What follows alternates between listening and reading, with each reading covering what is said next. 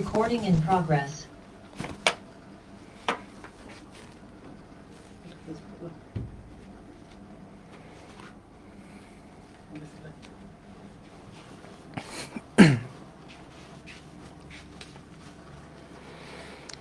আসসালামু আলাইকুম, কী অবস্থা সবার? আশা করি সবাই অনেক অনেক ভালো আছো। তোমাদের সাথে আমার আজকে প্রথম ক্লাস সাধারণ জ্ঞানের। যারা ক্লাস আমার সাথে যুক্ত হয়েছো, তোমরা নিশ্চয়ই আমার যে রেকর্ডের যে ক্লাসগুলো আছে এগুলো করে আসছো অনলাইনে। আমি অন্তত আশা রাখি তোমরা করে আসছো। তো যারা যুক্ত হয়েছো তারা একটু জানো আমার কথা ঠিকঠাক শুনতে পাচ্ছ কিনা, এবং কে কে আমার ক্লাস এর আগে করে আসছো এটা একটা আমাকে এনশিওর করো।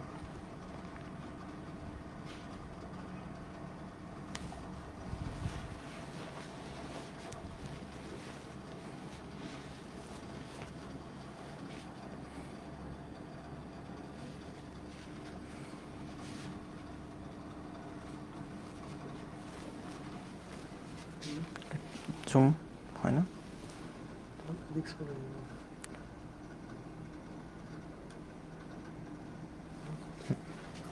ওকে, আসো। আমার পরিচয় তো এখানে লেখা আছে, তৌহিদুজ্জামান খান, পড়াশোনা করতেছি ঢাকা মেডিকেল কলেজে ফাইনাল ইয়ারে।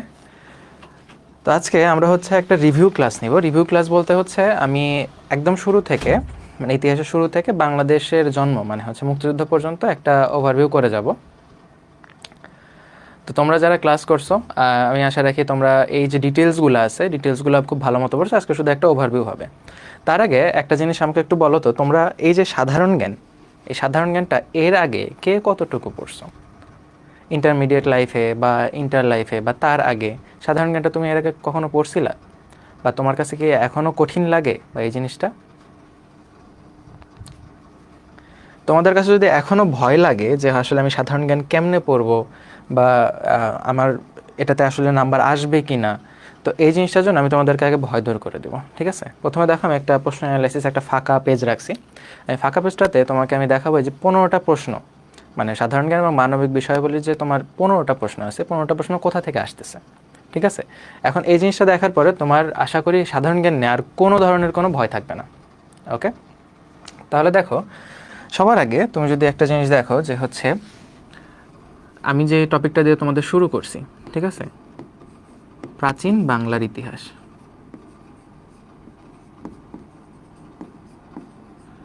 তোমরা যদি একটু মেডিকেলের প্রশ্ন ব্যাংক দেখো তাহলে দেখবা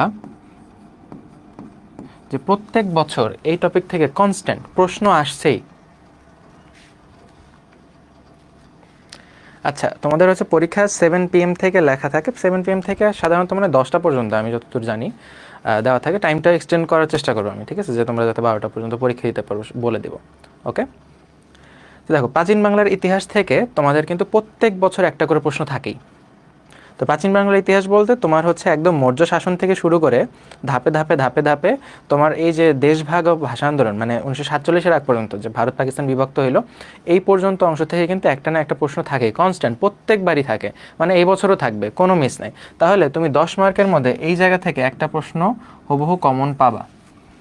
ওকে, আমি ক্লাসে যা যা পড়াইছি ওই জিনিসগুলো যদি তোমার একটু মনে থাকে, আমি আশা করি গল্প করে পড়াইছি, তোমাদের আশা করি সব কিছু মনে আছে, তাই না? তাহলে ওখান থেকে তুমি একটা প্রশ্ন অবশ্যই অবশ্যই কমন পাবা। গেল। এরপরে দেখো, তোমার হচ্ছে ভাষা আন্দোলন, এটা কিন্তু একটা মেজর টপিক। ভাষা আন্দোলন থেকে কিন্তু প্রত্যেক বছর প্রশ্ন থাকে। তাহলে ভাষা আন্দোলন থেকে কি আসে? মেজর কিছু ইভেন্ট আছে, এবং সাথে কি আছে? সাথে হচ্ছে তোমার ভাষা আন্দোলন ভিত্তিক বিভিন্ন ধরনের সাহিত্য, বিভিন্ন ভাস্কর্য, এই জিনিসগুলো আছে না, ওখান থেকে একটা প্রশ্ন থাকে। তো টোটাল মিলে আমি এখান থেকে আরেকটা প্রশ্ন ধরলাম। ওকে, এরপরে দেখো আরেকটা প্রশ্ন হচ্ছে ভাষা আন্দোলনের পর থেকে 1971-এর আগ পর্যন্ত কিছু ঘটনা আছে। যেমন আমরা জানি যুক্ত ফ্রন্ট আছে, তারপরে 66 তোমার 6 দফা আছে, গণ অভ্যুত্থান আছে, তার 70-এর নির্বাচন আছে। এই জিনিসগুলো থেকে মাঝে মাঝে একটা প্রশ্ন থাকে, ঠিক আছে? তাহলে 1952 পর থেকে, মানে 53 থেকে 1970 পর্যন্ত এই জায়গা থেকে তুমি একটা প্রশ্ন কমন পাবা, অথবা তুমি নাও পাইতে পারো, ঠিক আছে? এরপরে মুক্তিযুদ্ধ থেকে প্রশ্ন থাকবে থাকবে থাকবে, মাস্ট।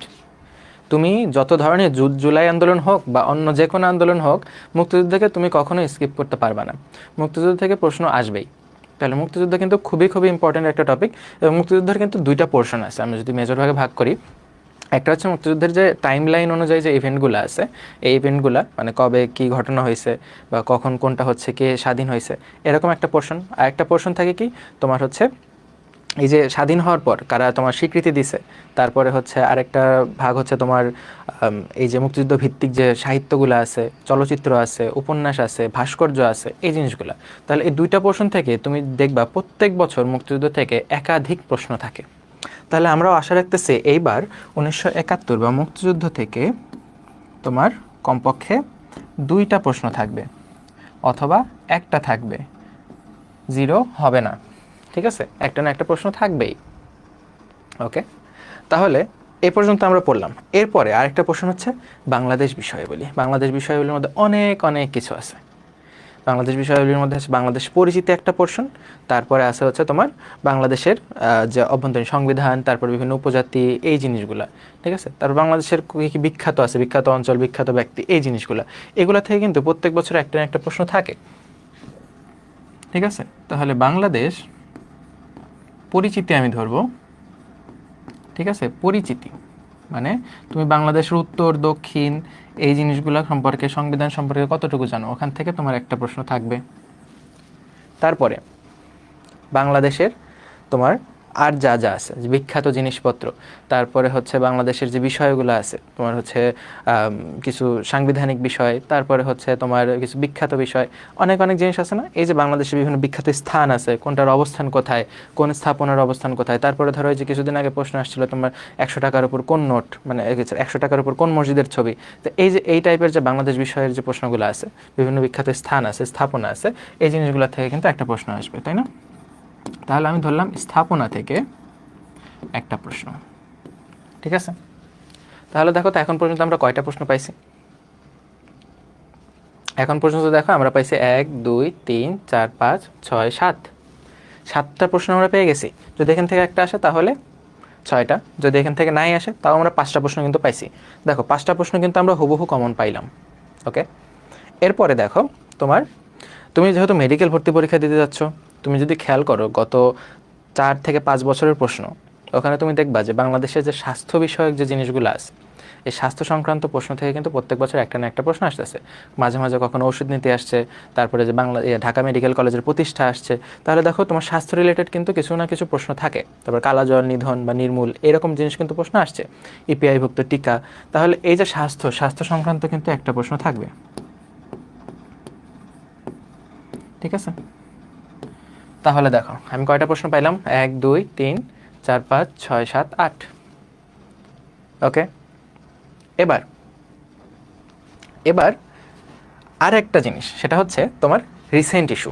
রিসেন্ট বলতে কি, দেখো বাংলাদেশ এবং অস্ট্রেলিয়ার কিছুদিন আগে টেস্ট ম্যাচ হলো, বাংলাদেশ ওটাতে জিতছে, তাই না? এই ধরনের কিছু রিসেন্ট ইস্যু থাকে। যেমন গত বছর তোমার হচ্ছে সাফ এশিয়ান ফুটবল চ্যাম্পিয়নশিপ যেটা আছে, এটাতে হচ্ছে বাংলাদেশ নারী দল বিজয়ী হয়েছে পরপর 2বার। তো এই যে রিসেন্ট ইস্যু যেগুলো আছে, রিসেন্ট ইস্যু থেকে কিন্তু একটা না একটা প্রশ্ন থাকবেই। তাহলে রিসেন্ট থেকে তোমার একটা প্রশ্ন থাকবে। ঠিক আছে, এখন দেখো এখানে কয়টা প্রশ্ন হইলো, 1 2 3 4 5 6 7 8 9। যদি আমি এখান থেকে 0 ধরি তাহলে 8টা, যদি আমি এখান থেকে একটা ধরি 7টা, তাহলে বাকি 3টা প্রশ্ন থাকতেছে। সর্বোচ্চ 3টা অথবা 4টা প্রশ্ন থাকবে তোমার আন্তর্জাতিক থেকে। ঠিক আছে, তাহলে গত 2 বছর হলো আমরা আন্তর্জাতিক দেখতেছি পরীক্ষাতে। আন্তর্জাতিকে কিন্তু খুব বেশি প্রশ্ন আসে না, সর্বোচ্চ 2টা থেকে 3টা, এর বেশি কিন্তু প্রশ্ন আসে না। তোমরা আন্তর্জাতিক নিয়ে অনেকে কিন্তু প্যানিকড যে আন্তর্জাতিক কী পড়বো, বাংলাদেশ সম্পর্কে তো না হয় একটু জানি, আন্তর্জাতিক কী পড়বো। আন্তর্জাতিক নিয়ে কিন্তু অত কিছু পড়ার কিছু নেই। তোমার যদি একদম সিলেক্টিভ বলি, আন্তর্জাতিক থেকে কী আসে, আন্তর্জাতিক থেকে রিসেন্ট একটা আসবে। তাহলে আন্তর্জাতিকের রিসেন্ট একটা আসবে, তাহলে আমি ইন্টারন্যাশনাল রিসেন্ট একটা কমন পাবাই। ঠিক আছে, যেমন তোমার ইসরায়েল ফিলিস্তিন ইস্যু ছিল, তারপরে হচ্ছে এই ধরনের কিন্তু যে তোমার ঘটনাগুলো আছে রিসেন্ট ইস্যু, এগুলো থেকে কিন্তু একটা আন্তর্জাতিকের প্রশ্ন তুমি হুবহু কমন পাবা। নেক্সট, আন্তর্জাতিকের আর কি আসে, আন্তর্জাতিকের সংস্থা আসে। বিমান সংস্থা বলো, বিখ্যাত যে তোমার বিভিন্ন ধরনের ইউনেস্কো, ইউএন, তারপরে হচ্ছে জাতিসংঘ, তারপরে বিভিন্ন ধরনের WHO, যত ধরনের যে প্রতিষ্ঠানগুলো, বিভিন্ন সংস্থা আছে, ইন্টারন্যাশনাল অর্গানাইজেশন আছে, এগুলো সদর দপ্তর, এগুলোর কাজ কি, কবে প্রতিষ্ঠা হয়েছে, এই যে সংস্থাগুলো, এগুলো থেকে কিন্তু একটা প্রশ্ন থাকেই। তাহলে ইন্টারন্যাশনাল যে অর্গানাইজেশনসগুলো আছে,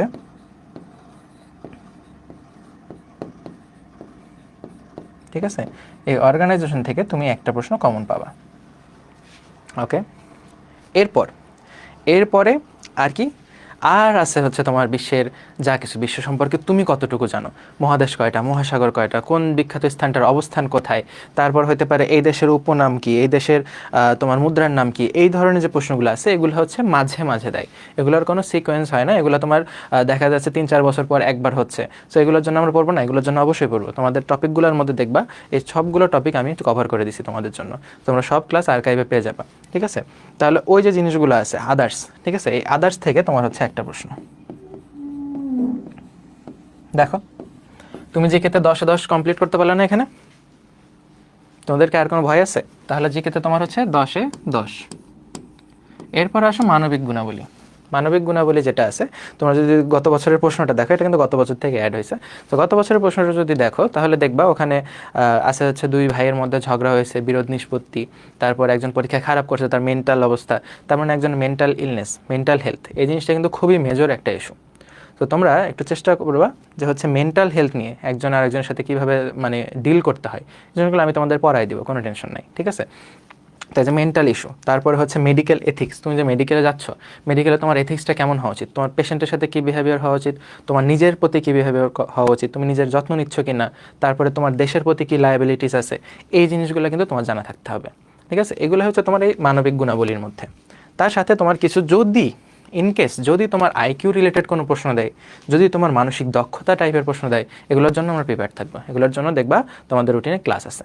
ঠিক আছে, তাহলে দেখো জিকে নিয়ে ইনশাল্লাহ আর কোনো ধরনের কোনো টেনশন করার দরকার নাই। তাহলে এতটুকু কনফিডেন্স সবাই পাচ্ছ, আমি নিজে কনফিডেন্ট, তোমরাও ইনশাল্লাহ কনফিডেন্ট। ওকে, তাহলে আসো আজকে আমরা একটু ওভারভিউ শুরু করি। তাহলে প্রথমে আমি একটা অ্যানালাইসিস দেখাই দিলাম যে জিকে কোথা থেকে প্রশ্ন আসে এবং তুমি কোন জিনিসগুলো পড়লে তুমি একদম 10-এ 10 পাবা। ঠিক আছে, মানে জিকেতে 10-এ 10 এবং মানবিক গুণাবলীর 5 তো তুমি এমনিতেই পারবা। এর ভিতরে একটা প্রশ্ন হয়তো থাকে যে আমরা ছোটোবেলায় ইসলাম শিক্ষাতে বিভিন্ন জিনিস পড়ে আসছি না, যে এটা সহানুভূতি, মানে আর কি সময়ানুবর্তিতা, এই যে কয়েকটা খুবই সবগুলোই পজিটিভ টার্ম আছে না, এরকম টার্ম দিয়ে হয়তো একটা প্রশ্ন থাকতে পারে। হ্যাঁ, একটা প্রশ্ন এরকম থাকে যে উত্তর মনে হচ্ছে আমার 2টা বা 3টাই হবে, তো ওই প্রশ্ন তো বাদ। ঠিক আছে, ওটা তুমি স্কিপ করতে পারো, অথবা তুমি তোমার হচ্ছে সৃষ্টিকর্তার নাম নিয়ে দাগাই দিতে পারো। ঠিক আছে, ওই একটা প্রশ্ন এরকম থাকবেই 4-5টার মধ্যে, তো ওটা নিয়ে তো আমাদের টেনশন, আমাদের টেনশন যেগুলো সবাই পারতেছে ওগুলো আমাদের পারতে হবে। ঠিক আছে, চান্স মিস হয় কোনগুলোর জন্য জানো? চান্স মিস হয় তুমি সহজ প্রশ্ন পারতেছো না, এটার জন্য। কঠিন প্রশ্ন না কেউ পারে না, যারা পারে তাদের হয়তো পজিশন আগায়, বাট চান্স যে মিস হয় এটার মেইন কারণ হচ্ছে তোমার সহজ প্রশ্ন না পারা। যেই প্রশ্নটা 90 জন পারছে, 10 জন পারে নাই, হ্যাঁ, ওটার জন্য তোমার চান্স মিস হবে। যেটা 10 জন পারছে 90 জন পারে না, ওটার জন্য কখনো চান্স মিস হবে না। ওকে, এই জিনিসটা মাথায় রাখবা। নেক্সট আসো, এই যে আমরা যে বাংলাদেশের জন্মকথা পড়ি, জন্মকথার মধ্যে এই যে একটা জিনিস, এখান থেকে কিন্তু প্রশ্ন আসে অনেক সময়, জনপদ। ঠিক আছে, জনপদ দেখো, পুন্ড্র জনপদ, তারপর বরেন্দ্র, এই ছকটা কিন্তু আমি তোমাদেরকে সুন্দর করে পড়াই দিয়েছি আমাদের প্রাচীন বাংলা ইতিহাস যে প্রথম ক্লাসটা আছে ওইটাতে, তাই না? তারপরেও দেখো এখানে একটা ওভারভিউ এখানে দেওয়া আছে, এই জিনিসটা থেকে কি কি জানতে হবে দেখো। এই যে বঙ্গর অবস্থান হচ্ছে ঢাকাতে। ঠিক আছে, পুন্ড্র হচ্ছে বাংলাদেশের সবচেয়ে প্রাচীন, বরেন্দ্র রাজশাহীতে। দেন বাংলাদেশের ম্যাপের এই পাশটা, বাংলাদেশের ম্যাপের এই পাশটা, ঠিক আছে, এই পাশ বলতে কোনটা আমরা জানি, পূর্ব, সরি এটা হচ্ছে উত্তর, এটা দক্ষিণ, এটা হচ্ছে পূর্ব, এটা হচ্ছে পশ্চিম। এই পূর্ব পাশে কি আছে, উপরে আছে তোমার সিলেট, নিচে আছে হচ্ছে চট্টগ্রাম, এই অঞ্চলটা হচ্ছে হরিকেলের মধ্যে। ওকে, তাহলে এই জিনিসটা জানতে হবে, এই যে হরিকেল, সিলেট, চট্টগ্রাম, এই অঞ্চলটা। ঠিক আছে, তারপরে হচ্ছে গৌড় হচ্ছে 2টা পার্ট। ঠিক আছে, গৌড়ের মেজরিটি পোর্শন পড়ে গেছে তোমার হচ্ছে পশ্চিমবঙ্গের মধ্যে, গৌড়ের একটা অংশ শুধুমাত্র বাংলাদেশের মধ্যে আছে, এটা হচ্ছে চাঁপাইনবাবগঞ্জ। এবং আমরা জানি গৌড়ের বড় সোনা মসজিদ, ছোট সোনা মসজিদ 2টা আছে। বড় সোনা মসজিদটা হচ্ছে কিন্তু পশ্চিমবঙ্গে, ওটার কিন্তু আর এক নাম 12 দুয়ারি মসজিদ। আর এই যে ছোট সোনা মসজিদ যেটা হচ্ছে আমাদের চাঁপাইনবাবগঞ্জে, এটা কিন্তু গৌড়ের একমাত্র অঞ্চল বা একমাত্র মানে স্থাপনা যেটা আমাদের দেশের মধ্যে আছে। ঠিক আছে, ওকে।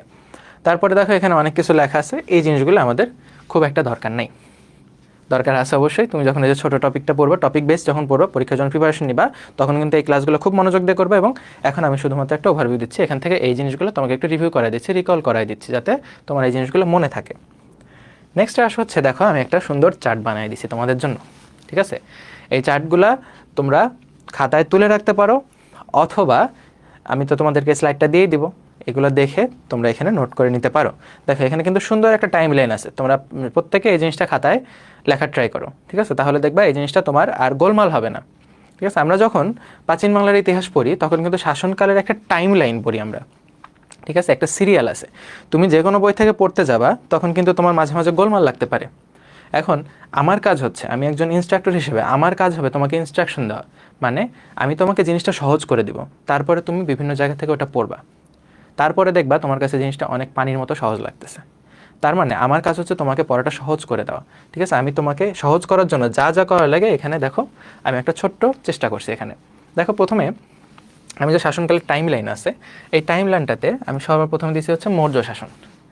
আমরা জানি যে বাংলার যে আমরা প্রাচীন বাংলার ইতিহাস পড়ি তখন কিন্তু শুরু করি হচ্ছে মৌর্য দিয়ে, এবং যখন আমি পুরো বিশ্বের ইতিহাস পড়ি তখন কিন্তু আমরা শুরু করি মেসোপটেমিয়া দিয়ে, তাই না? তাহলে মৌর্য সভ্যতার তার আগেরও কিন্তু কিছু অংশ আমি কিন্তু তোমাদের পড়াই দিছি, তাই না? মৌর্য মানে এই যে শাসনটা কীভাবে শুরু হইলো, দুই ভাইয়ের মধ্যে লড়াই হয়, তাই না? একটা হচ্ছে চন্দ্রগুপ্ত মৌর্য এবং হচ্ছে মহাপদ্মনন্দ, তাই না? মহাপদ্মনন্দেরই দুই ছেলে, একজন হচ্ছে চন্দ্রগুপ্ত মৌর্য এবং হচ্ছে একজন ধননন্দ, তাই না? ধননন্দের সাথে কিন্তু লড়াই করে চাণক্যর সাথে সে কিন্তু এই মৌর্য সাম্রাজ্য প্রতিষ্ঠা করে, তাই না? ওকে, তোমরা কি সবাই বুঝতেছো আমার কথা? একটু পরে কোয়েশ্চেন অ্যান্সার সেশন আছে, দেখবো তোমরা কতটুকু পারো। বিগত বছরে যা যা প্রশ্ন আসছে এই পুরো বাংলাদেশের জন্মকথা থেকে সবগুলো আমি তোমাদেরকে দেখাবো এবং ধরে ধরে সলভ করাই দিব, ঠিক আছে? কোনো চিন্তা নাই। এবার দেখো এই যে মৌর্য সাম্রাজ্য, এটা কিন্তু শুরু হয় কিন্তু তোমার 321 BC-তে, ঠিক আছে? বিসি মানে কি বলো তো? বিসিকে বাংলায় আমরা কিন্তু বলি খ্রিস্টপূর্বাব্দ, তাই না? খ্রিস্টপূর্বাব্দ এটা মানে কি? এটা মানে হচ্ছে যীশু খ্রিস্টের জন্মের আগে, তাই না? বিসি ইংরেজিতে, যেটার ফুল ফর্ম হচ্ছে বিফোর ক্রাইস্ট, তাই না? বা খ্রিস্টের জন্মের আগে। এরপরে আরেকটা যেটা আছে এটা হচ্ছে এডি। দেখো গুপ্ত শাসনটা শুরু হয়েছে তোমার 320 AD-তে। এডি মানে হচ্ছে আমরা ধরি হচ্ছে খ্রিস্টাব্দ, তাই না?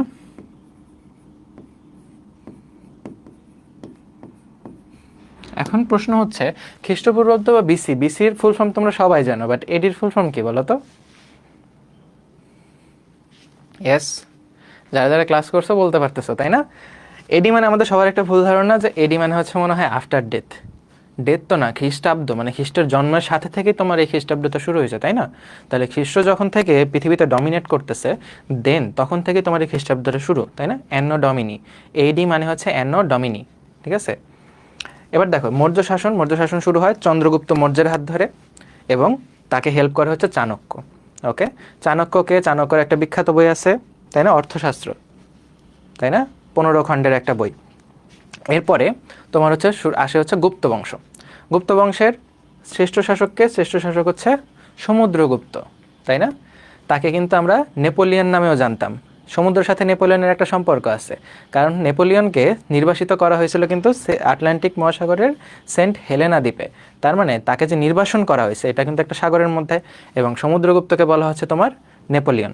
ওকে, এরপরে গুপ্ত শাসন তোমার হচ্ছে ছিল চালু করছে হচ্ছে তোমার শ্রীগুপ্ত মানে প্রথম পুরুষ, তারপরে ছিল চন্দ্রগুপ্ত, দেন শাসক যে তিনি হচ্ছে দ্বিতীয় চন্দ্রগুপ্ত। প্রথম চন্দ্রগুপ্ত তিনি চালু করছেন, দ্বিতীয় চন্দ্রগুপ্ত, তাহলে চন্দ্রগুপ্ত টোটাল 3টা। একটা হচ্ছে চন্দ্রগুপ্ত মৌর্য, একটা প্রথম চন্দ্রগুপ্ত, একটা দ্বিতীয় চন্দ্রগুপ্ত বা শেষ চন্দ্রগুপ্ত। শেষ চন্দ্রগুপ্ত যিনি তিনি কিন্তু গুপ্ত বংশের, এবং চন্দ্রগুপ্ত মৌর্য যিনি তিনি কিন্তু মৌর্য বংশের। এই যে চন্দ্রগুপ্ত দ্বিতীয় চন্দ্রগুপ্তের সভাসদদের কি বলা হয়তো জানো? নবরত্ন, তাই না? সভাসদদের বলা হয়তো নবরত্ন। ওকে, তারপরে আসো গুপ্তের পরে আরেকটা বিখ্যাত শাসন আসে হচ্ছে তোমার গৌড়। এটা কিন্তু একদম সিরিয়ালে।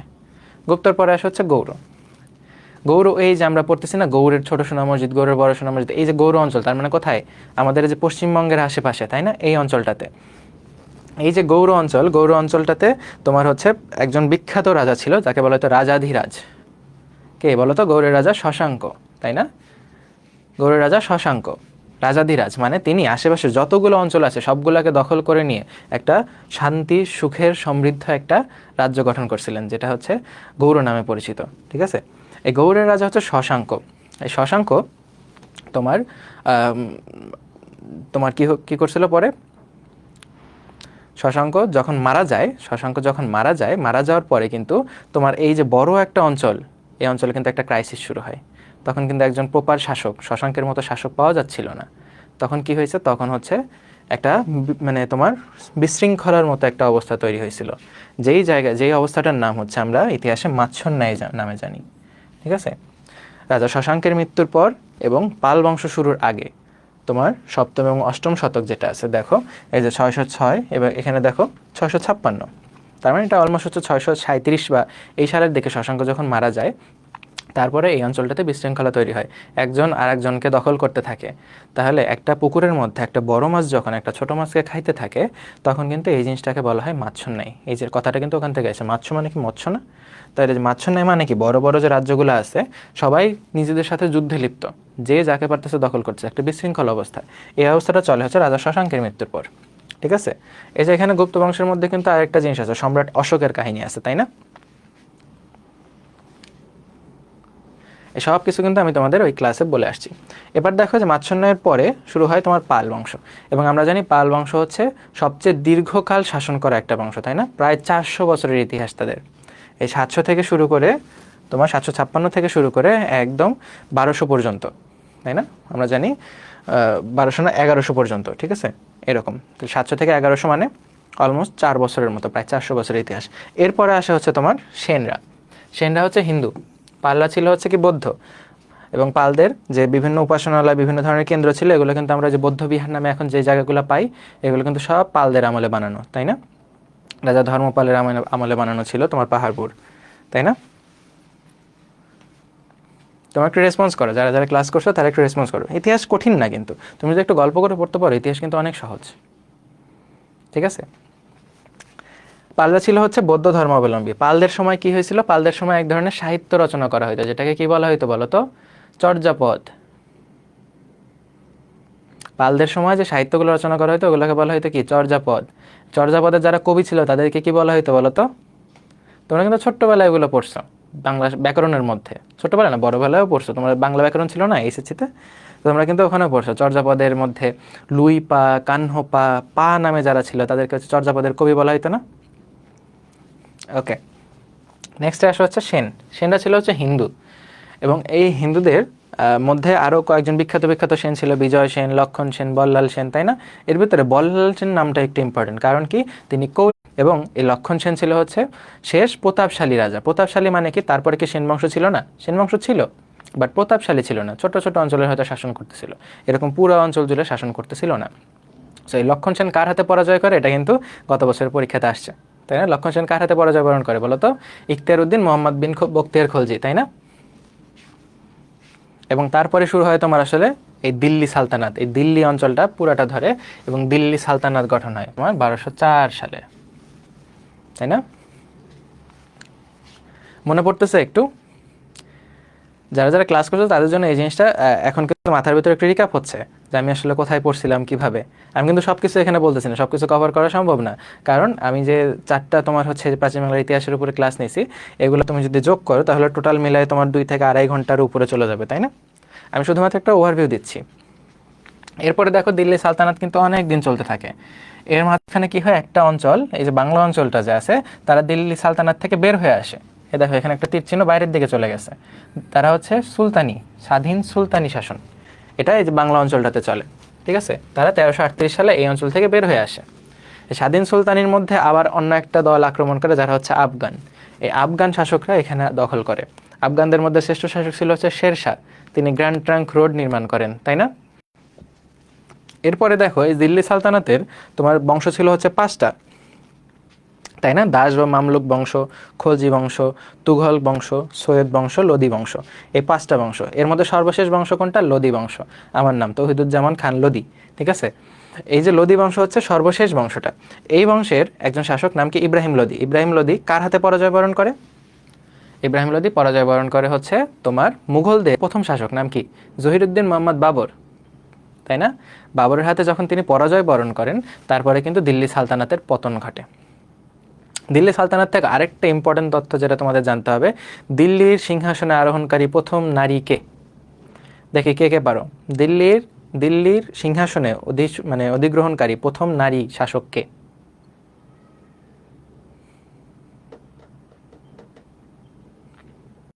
ইয়েস, সুলতানা রাজিয়া, তাই না? পিছনের কাহিনীটাও জানো। এটা শুধুমাত্র পড়ে গেলে কিন্তু আমরা পড়ে যেতে পারতাম, কিন্তু আমি তোমাদের কিন্তু মেইন কাহিনীটা বলছি, কিভাবে সে আসছে এবং কিভাবে তার পতন ঘটে, তাই না? তারপরে এই যে তোমার সালতানাতের মধ্যে তোমার বন্দেগানি চেহেলগান ব্যবস্থা ছিল, 40 জন তাই না? 40 জনকে নিয়োগ দেওয়া হয়েছিল, তাদের মধ্যে থেকে পরবর্তীতে একজন শাসক হিসেবে আসে। সেই সব কিছু কিন্তু তোমরা জানো। এরপরে এই যে আফগানদের যে শাসক শেরশাহ কিন্তু তোমার আক্রমণ করতে করতে এই অঞ্চলটাতে তোমার মুঘলদেরকে আক্রমণ করে বসছিল, এবং মুঘলদের যে সম্রাট আছে হুমায়ুন, তাই না? হুমায়ুনকে কিন্তু সে হারাই দিছিল। হারাই দেওয়ার পরে কিন্তু আফগানরা মুঘলদের মধ্যে ইনভেট করে গেছিল, তাই না? মুঘলকে সরাই দিছিল দিল্লির সিংহাসন থেকে। তো মুঘলদের মধ্যে আবার হুমায়ুনের ছেলেকে আকবর কিন্তু আবার তার বাবার যে হারানো রাজসভা আছে বা হারানো রাজ্য, এটা কিন্তু ফিরাই নিয়ে আসে। এই জন্য কিন্তু আকবরকে বলা হয় তোমার শ্রেষ্ঠ শাসক মুঘলদের মধ্যে।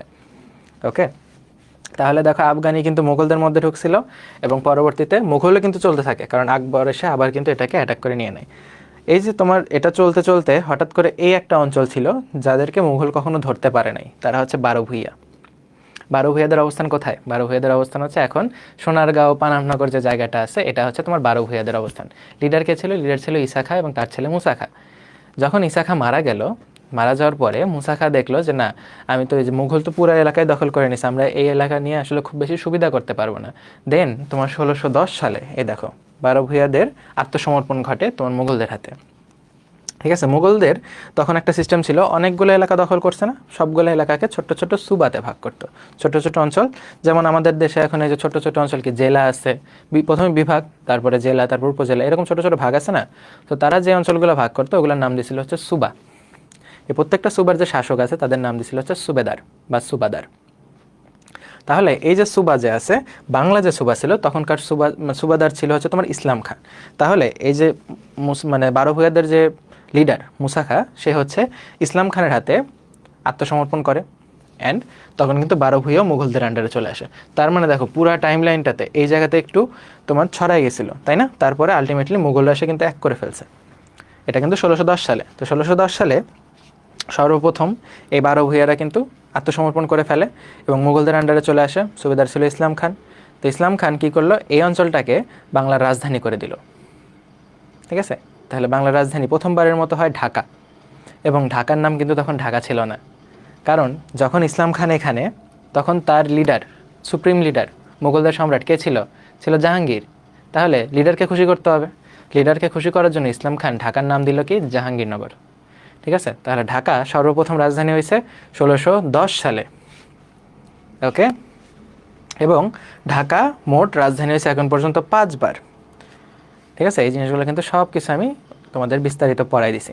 এখন কিন্তু যেগুলো বলতেছে এগুলো শুধুমাত্র একটু রিভিউ করে রাখো এবং মাথার ভিতর শুধু শুনতে থাকো, তাহলে দেখবা সব কিছুই তোমার মাথার ভিতর একবার করে রিক্যাপ হবে, এবং আমি যে কথাগুলো বলতেছি এগুলো পরীক্ষার হলে ইনশাল্লাহ মনে পড়বে। আমাদের দোয়াই এটা যে হচ্ছে তুমি এখন এই মোমেন্টটাতে তুমি কি করতে পারো, তুমি যত পারো ইনপুট নিতে পারো। ঠিক আছে, তুমি যত পারো ইনপুট নিবা, তোমার এটা পড়বা ওটা পড়বা সব কিছু পড়বা, সঠিক সময় সঠিক জিনিস মনে করানোর দায়িত্ব সৃষ্টিকর্তার। এই জন্য তোমাকে একটু দোয়া করতে হবে। ঠিক আছে, তোমার এই অ্যাডমিশন ফেজে এখন কাজ হবে, তুমি রেগুলার পড়ে যাবা, তুমি পরিশ্রম করতে থাকো, অনেক কিছু পড়বা, অনেক কিছু ভুলবা, মাঝখানে তুমি মডেল টেস্ট দিবা, এরপরে তখন আবার পড়তে হবে, এতবার পড়বা, সব কিছু তুমি পড়তে থাকবা। শেষ সময়ে যখন তোমার পরীক্ষা চলবে, সেই মূল পয়েন্টে সঠিক সময়ে সঠিক জিনিস তোমাকে মনে করে দেবে সৃষ্টিকর্তা। এই জন্য একটু সৃষ্টিকর্তাকে স্মরণ করবা, একটু দোয়া করবা। ঠিক আছে, এবং রেগুলার পড়াশোনা চালাবা। এখন তোমাদের মূল মন্ত্র হবে রেগুলার পড়াশোনা চালানো। হতাশ লাগবে, শুরুর দিকে কোচিংয়ে পরীক্ষা দেবা, হয়তো খারাপ আসবে, ছেড়ে দিবা না, পড়তে থাকবা, মনে থাকবে না কিছু, তারপরেও পড়তে থাকবা। ঠিক আছে, তোমাদের কাজ হচ্ছে পড়া। এরপরে দেখো নবাবী শাসন। তাহলে মুঘলদের মধ্যে থেকে, মুঘল কিন্তু চলতেই ছিল, মুঘল কিন্তু অনেক দিন চলে, তাই না? চলতে চলতে চলতে অনেক সময় চলে, একদম একদম বাহাদুর শাহ, দ্বিতীয় বাহাদুর শাহ, পরে ইংরেজদের হাতে যে পতন ঘটে তখনও কিন্তু ছিল, তাই না? এর মাঝখানে কিন্তু একটা অঞ্চল ছিল নবাবী শাসন। 1700 সালের দিকে নবাব মুর্শিদ কুলি খাঁ, তার নামেই কিন্তু হয়েছে মুর্শিদাবাদ, তাই না? এই যে মুর্শিদ কুলি খাঁ নবাব, তারপরে নবাবদের একদম পতন ঘটে হচ্ছে তোমার কার হাতে?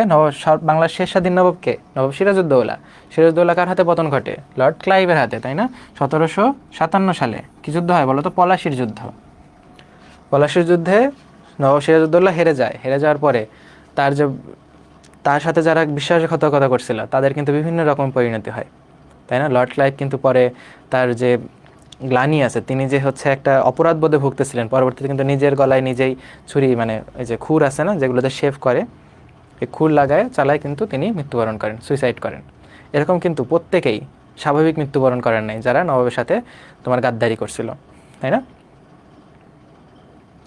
ওকে, তারপরে দেখো এই যে ইংরেজ শাসন কিন্তু অনেক দিন চলতে থাকে। দেখো একদম 1757 থেকে 1947 পর্যন্ত, মানে 8-10 বছর হলে কিন্তু 200 বছর হইতো। এই জন্য আমরা বলি ইংরেজ শাসন হচ্ছে প্রায় 200 বছরের শাসন। এবং পাল শাসন কয় বছরের বলো তো? পাল শাসন হচ্ছে প্রায় 400 বছরের শাসন। ওকে, এরপরে 1947 সালে কী হয়? 1947 সালে হয় হচ্ছে আমার দেশভাগ। দেশভাগ মানে কি? আমাদের পুরোটাই ছিল তো ভারতবর্ষ, তখন ভারতবর্ষ দুইটা ভাগে ভাগ হয়ে যায়। কী কী ভাগ? একটা হচ্ছে পাকিস্তান, একটা হচ্ছে হিন্দুস্তান, তাই না? পাকিস্তান নাম কে দিছিল বলো তো? চৌধুরী রহমত আলী, তাই না? কেমব্রিজ বিশ্ববিদ্যালয়ের স্টুডেন্ট। এরপরে এই যে পাকিস্তান আর ভারত বিভক্ত হয়, এর পিছনে মূল ঘটনা কি ছিল? মূল ঘটনা ছিল হচ্ছে দ্বিজাতিতত্ত্ব, তাই না? দ্বিজাতিতত্ত্বের প্রবক্তাকে মোহাম্মদ আলী জিন্নাহ। মানে মুসলিমদের জন্য আলাদা একটা কান্ট্রি হওয়া উচিত এবং হিন্দুদের জন্য আলাদা একটা কান্ট্রি হওয়া উচিত, ঠিক আছে? কিন্তু মুসলিমরা তো হচ্ছে এই যে দুইটা অঞ্চলে বিক্ষিপ্ত, একটা পাকিস্তান ওইদিকে বেশি, একটা বাংলাদেশ এই অঞ্চলে বেশি, এই জন্য দুইটা মিলে পাকিস্তান হইলো। এবং পাকিস্তানকে দুইটা প্রদেশ করা হলো, একটা হচ্ছে তোমার পূর্ব পাকিস্তান, একটা হচ্ছে পশ্চিম পাকিস্তান। আমরা ছিলাম কোনটাতে? আমরা ছিলাম হচ্ছে পূর্ব পাকিস্তানে, তাই না? পশ্চিম পাকিস্তান ছিল বড় এবং ওই পাশে। এই ছিল হচ্ছে দেশভাগ। এবং দেশভাগের তোমার হচ্ছে দেশভাগের পরে যে কে গভর্নর হয়, তারপরে হচ্ছে কে তোমার প্রধানমন্ত্রী হয়, কে মারা যায়, কে মুখ্যমন্ত্রী হয়, এই জিনিসগুলো নিয়ে কিন্তু তোমাদের কনফিউশন লাগে, তাই না? তোমাদের কিন্তু সব কনফিউশন দূর করা হয়েছে, তোমাদের যে ক্লাসগুলো দেওয়া হয়েছে ওগুলো একটু করবা, ঠিক আছে? এরপরে দেখো দেশভাগের পর এই যে মাঝখানে ইংরেজরা কি খুব সুষ্ঠুভাবে শাসন করে গেছিল? তাদের বিরুদ্ধে কিন্তু অনেক ধরনের আন্দোলন হয়েছে, এগুলোকে কিন্তু আমরা ব্রিটিশ বিরোধী আন্দোলন পড়ি, তাই না? ব্রিটিশ বিরোধী আন্দোলনের মধ্যে কিন্তু বিভিন্ন বিখ্যাত বিখ্যাত নায়ক পাই আমরা, ক্ষুদিরাম বসু, প্রীতিলতা ওয়াদ্দেদার, এই নামগুলো পাই না? এগুলো থেকে কিন্তু মাঝে মাঝে প্রশ্ন আসে। ওকে, এরপরে দেখো পাকিস্তান শাসন আমল একদম 47-এর পর থেকে 70 সাল পর্যন্ত, এই সময় আমাদের উপর বিভিন্নভাবে শাসন, শোষণ, নির্যাতন চালানো হয়, বৈষম্য করা হয়, এবং যার কারণে বাঙালিরা অতিষ্ঠ হয়ে তোমার কিন্তু এই যে মুক্তিযুদ্ধে অংশ নেয়, তাই না? মাঝখানে কিন্তু অনেক ধরনের আন্দোলন হয়েছে। 47-এ দেশভাগের পর 52 সালে ভাষা আন্দোলন হয়েছে, 54 সালে যুক্ত ফ্রন্ট হয়েছে, 56-তে শাসনতন্ত্র আন্দোলন হয়েছে, 62-তে শিক্ষা আন্দোলন হয়েছে, তারপর 66-তে 6 দফা হয়েছে, 68-69-এর দিকে তোমার গণ অভ্যুত্থান হয়েছে, আগরতলা মামলা হয়েছে, তোমার 70-এর দিকে নির্বাচন হয়েছে, তাই না? এই যে বিভিন্ন ইভেন্টগুলো আছে, এই ইভেন্টগুলো থেকে কিন্তু মাঝে মাঝে প্রশ্ন আসে, ঠিক আছে? এই টাইম লাইনটা তোমরা একটু খেয়াল রাখবে। এর ভিতরে 62-তে যে তোমার শিক্ষা আন্দোলন হয়, ওই তারিখটা ছিল হচ্ছে 17ই সেপ্টেম্বর। এই কারণে 17ই সেপ্টেম্বর আমরা জাতীয় শিক্ষা দিবস হিসেবে পালন করি, তাই না? এই যে কত কত জিনিস, সব কিছু কিন্তু কানেক্টেড। এরপর আসলে দেখো হচ্ছে মুক্তিযুদ্ধ। আমি যদি তোমাকে এখান থেকে একটা জায়গা থেকে পড়ানো শুরু করি, তাহলে কিন্তু সব কিছু একসাথে কানেক্ট করে নিয়ে আসতে পারবো, ঠিক আছে? এরকম প্রত্যেকটা জিনিস একটার সাথে একটা কানেক্টেড। তা এই যে একটা যোগসূত্র, এই যোগসূত্রটা আমি তোমাদের দেওয়ার চেষ্টা করছি। এইভাবে তোমরা যদি একটু এই যে একটা খাতায় লেখো বা যে কোনো জায়গায় তুমি ছক করো একটা বড় কাগজে, তারপরে কিন্তু তুমি এটার সাথে এটা যোগ করতে পারবা। এই যে পাকিস্তান শাসনের মধ্যে কিন্তু একটা টাইম লাইন আছে, মুক্তিযুদ্ধের মধ্যে আবার একটা টাইম লাইন আছে, তাই না? মুক্তিযুদ্ধ শুরু হয় তোমার মার্চ মাসের দিকে। কী কারণে শুরু হয়েছিল? ওই যে তোমার 70-এ যে নির্বাচনটা হয়ে গেছে, এই নির্বাচনে আওয়ামী লীগ জয়লাভ করছে, বাট তাদেরকে ক্ষমতা দেয় নাই, তাই না? ক্ষমতা না দিয়ে দোটানা করতেছিল। কারণ কি? কারণও আছে এখানে, যথেষ্ট কারণ আছে। কারণ হচ্ছে পশ্চিম পাকিস্তান যেটা আছে ওই পাশে, পশ্চিম পাকিস্তানে শেখ মুজিব বা আওয়ামী লীগ একটা ভোটও পায় নাই। পূর্ব পাকিস্তানে আবার হচ্ছে তোমার পিপিপি যে আছে, পাকিস্তান পিপলস পার্টি, তারাও একটা ভোটও পায় নাই। তাহলে কি হলো? মানে দুইজন আলাদা হইতে চাচ্ছে। তো তাহলে একজনকে কিভাবে আমি দুইটা দেশের প্রধান দিতে পারি? কারণ ওরা তো এদিকে পছন্দ করে না কেউ, আর এদেরকেও ওই দিকে কেউ পছন্দ করে না, তাহলে কিভাবে আমি দিব? তো এই যে অনেকগুলো ঘটনা আছে, এগুলো কিন্তু সব ক্লাসে বলা হয়েছে, তাই না? এরপর হয় তোমার মুক্তিযুদ্ধের বিভিন্ন ইভেন্ট আছে। আর আমাদের মুক্তিযুদ্ধ শুরু হয় মার্চের শুরুর থেকে। তারপরে হচ্ছে তোমার 26শে মার্চ রাতে, যে তোমার 25শে মার্চ রাতে যে গণহত্যাটা হয়, তারপর আসলে মেইন যুদ্ধটা শুরু। তারপরে হচ্ছে তোমার তারপর এপ্রিল মাসে তোমার মুজিবনগর সরকার গঠন হয়। মাঝখানের দিকে তোমার একটা প্ল্যান করা হয় তেলিয়াপাড়া রণকৌশল হিসেবে। তারপরে সেক্টরে ভাগ করা হয়, বিভিন্ন ধরনের তোমার মেজর যে ব্রিগেড ফোর্স আছে, 3টা ব্রিগেড ফোর্সে ভাগ করা হয়েছিল, তাই না? S force, Z force, K force. কে ফোর্সের প্রধান ছিল তোমার KM Shafiullah, Khaled Mosharraf. S force ছিল শফিউল্লাহ এবং জেড ফোর্স ছিল জিয়াউর রহমান। তারপরে সেক্টরগুলো যে হয়, মুক্তিযুদ্ধের যে সেক্টরগুলো ছিল, আমরা যদি একটা বাংলাদেশের ম্যাপ চিন্তা করি,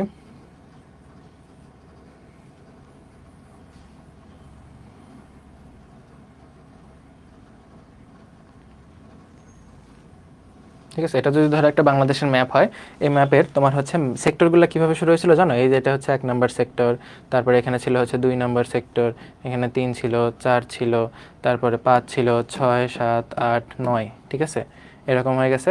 তারপরে এই জায়গাটা পুরাটাই ছিল হচ্ছে 10 নম্বর সেক্টর, তারপরে এই জায়গাটা ছিল 11 নম্বর সেক্টর, ঠিক আছে। তাহলে এই সেক্টরগুলো কীভাবে গেছে? এই যে এরকম করে এই সিরিয়ালে উপর দিয়ে নিচ দিয়ে 10, 11 এইভাবে ঢুকছে, ঠিক আছে।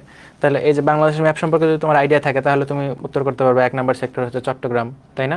এই যে 11 নম্বর সেক্টর এটা হচ্ছে ময়মনসিংহ, টাঙ্গাইল, যে এই এলাকাটা আছে, তাই না? এইভাবে কিন্তু তুমি অ্যান্সার করতে পারবা। ওকে, তারপরে হচ্ছে মুক্তিযুদ্ধে যারা শহীদ হয়, প্রথম শহীদকে, শেষ শহীদকে, তাই না? শঙ্কু সমজদার আমরা নাম জানি, প্রথম শহীদ, তাই না? বা হচ্ছে ফারুক আহমেদকে অনেকে বলে, আর শেষ হচ্ছে ইকবাল, তাই না?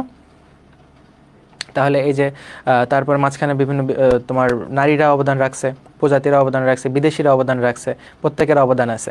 মাঝখানে তোমার কনসার্ট অফ বাংলাদেশ হয়েছে, তাই না, যুক্তরাষ্ট্রে। তারপরে হচ্ছে তোমার এখানে বিভিন্ন গণমাধ্যমের ভূমিকা আছে, বিভিন্ন দেশের ভূমিকা আছে। কিছু দেশ আমাদের পক্ষে ছিল, কিছু দেশ আমাদের বিপক্ষে ছিল। যখন স্বাধীন হচ্ছি তখন কিন্তু শেষের দিকে তোমার মিত্রবাহিনী যেটা আছে, মানে ভারতের যে বাহিনীটা আছে, এটা কিন্তু আমাদের সাথে যোগ দিছিল যৌথ বাহিনী হিসেবে। তারপরে হচ্ছে এর মাঝখানে 2টা অপারেশন আছে, অপারেশন জ্যাকপট আছে, অপারেশন কিল অফ লাইট আছে, কত কিছু আছে। তারপরে হচ্ছে তোমার নারীরা যে অংশগ্রহণ করছিল, নারীদের মধ্যে বিভিন্ন ধরনের খেতাবপ্রাপ্ত আছে, তাই না?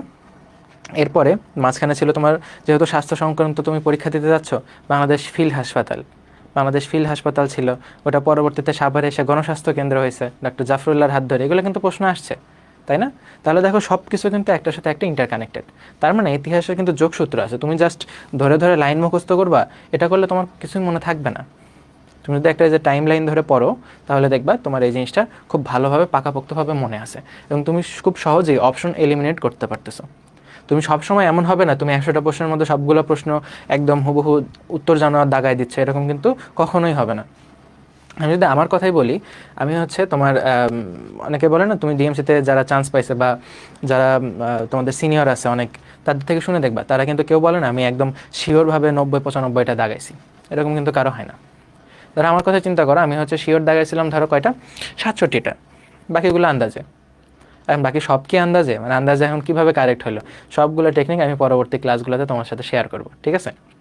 এবং তোমাদের সাথে আড্ডাও হতে পারে আমাদের, তো ওগুলোতে কিন্তু আমি শেয়ার করবো যে কীভাবে তোমার এই যে আন্দাজে সবচেয়ে বেশি কারেক্ট করা যায়।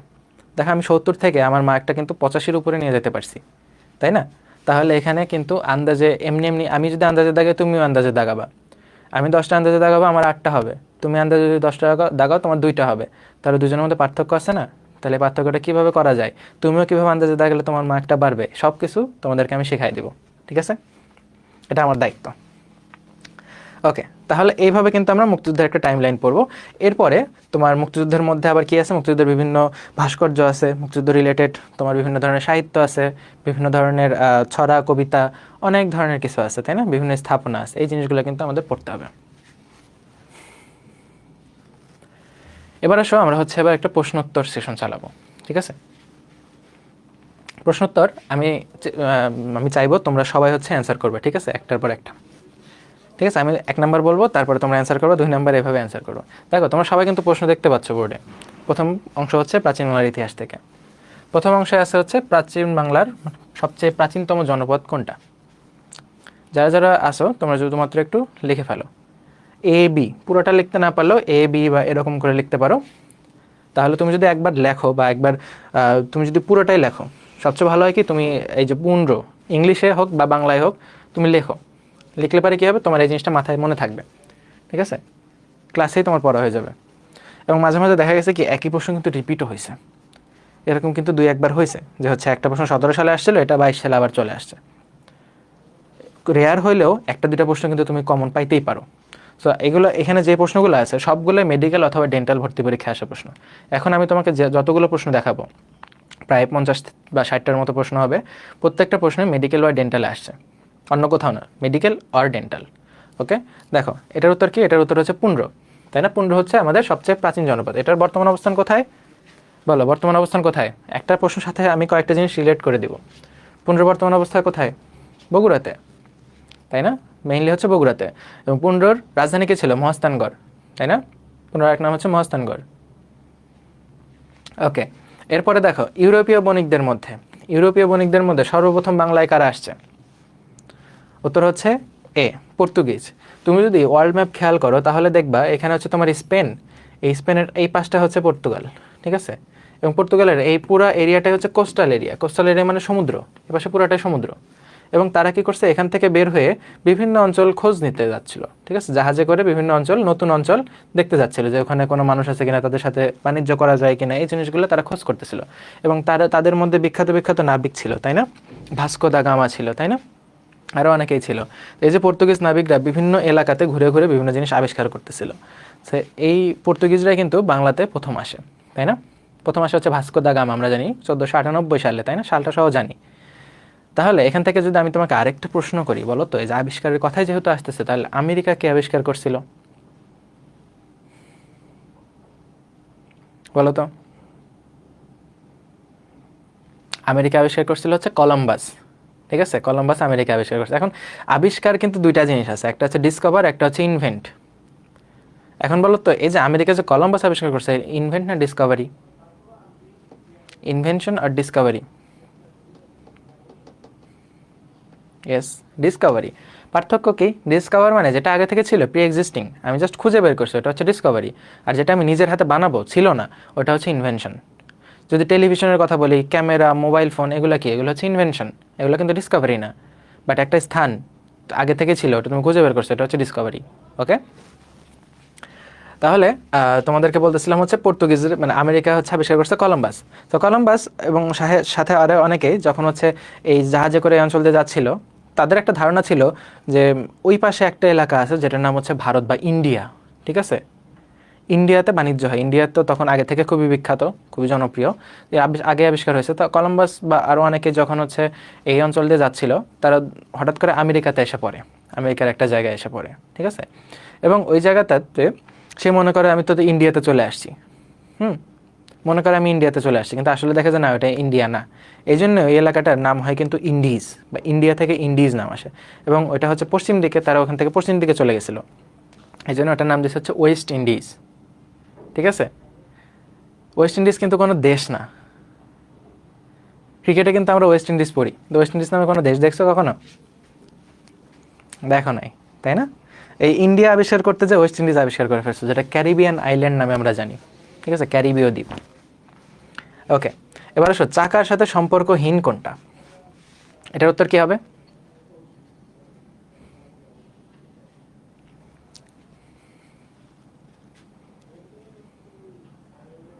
এটা মনে হয় তোমাদের একটু কনফিউশন লাগতেছে, তাই না? না, এটার উত্তর হবে হচ্ছে রৌপ্য, সি, ঠিক আছে? এটা হচ্ছে পর্তুগিজ, এটার উত্তর হচ্ছে সি, রৌপ্য যুগ। কেন? কারণ এই যে চাকার সাথে সম্পর্কযুক্ত চক্রবের, মানে চাকার একটা বের আছে, চাকার একটা কেন্দ্র আছে, আর দুইটা যুগের কথা লিখছে। এই দুটো তো চাকার সাথে কানেক্টেড, তাই না? এটাও কানেক্টেড, এটাও কানেক্টেড ইজিলি, বাট যুগ আছে দুইটা। এখন দুইটা যুগ কি কি বোঝায়? তামার যুগ আর একটা হচ্ছে রূপার যুগ।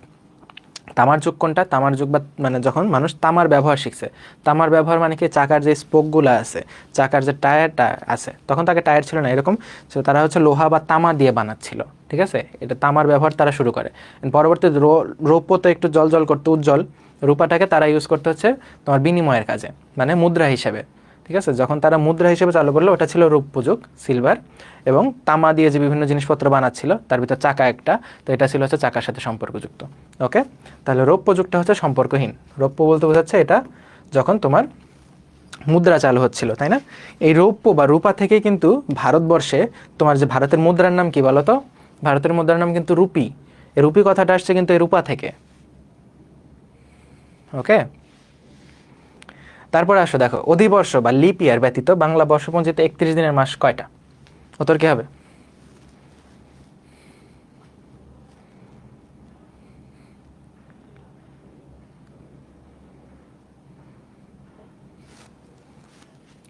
ওকে, দেখো, এই উত্তর তুমি না জেনেও অ্যান্সার করতে পারবা। কিভাবে? দেখো, 12 মাস, তাই না? 12 মাস, প্রতিদিন হয় 30 দিন করে, তাই না? 30 দিয়ে যদি তুমি গুণন করো, কত হয়? 360। এক বছরের দিন কয়টা? এক বছরে মাস কয়টা? এক বছরে মাস কয়টা? 12টা। এক বছরের দিন কয়টা? 365টা। তাহলে দিন বাকি থাকে কয়টা? 5টা। তাহলে আমি যদি এর ভিতরে 5টা মাস 31 দিনে করি, তাহলে কিন্তু আমার 365 হচ্ছে, তাই না? বাংলাতে কিন্তু তোমার 28 দিনে মাস নাই, এটা জানো? ইংরেজিতে কিন্তু লিপ ইয়ার হয়, যেটাতে তোমার 28 বা 29 থাকে, কিন্তু বাংলাতে কিন্তু সব হচ্ছে 30 আর 31, তাই না?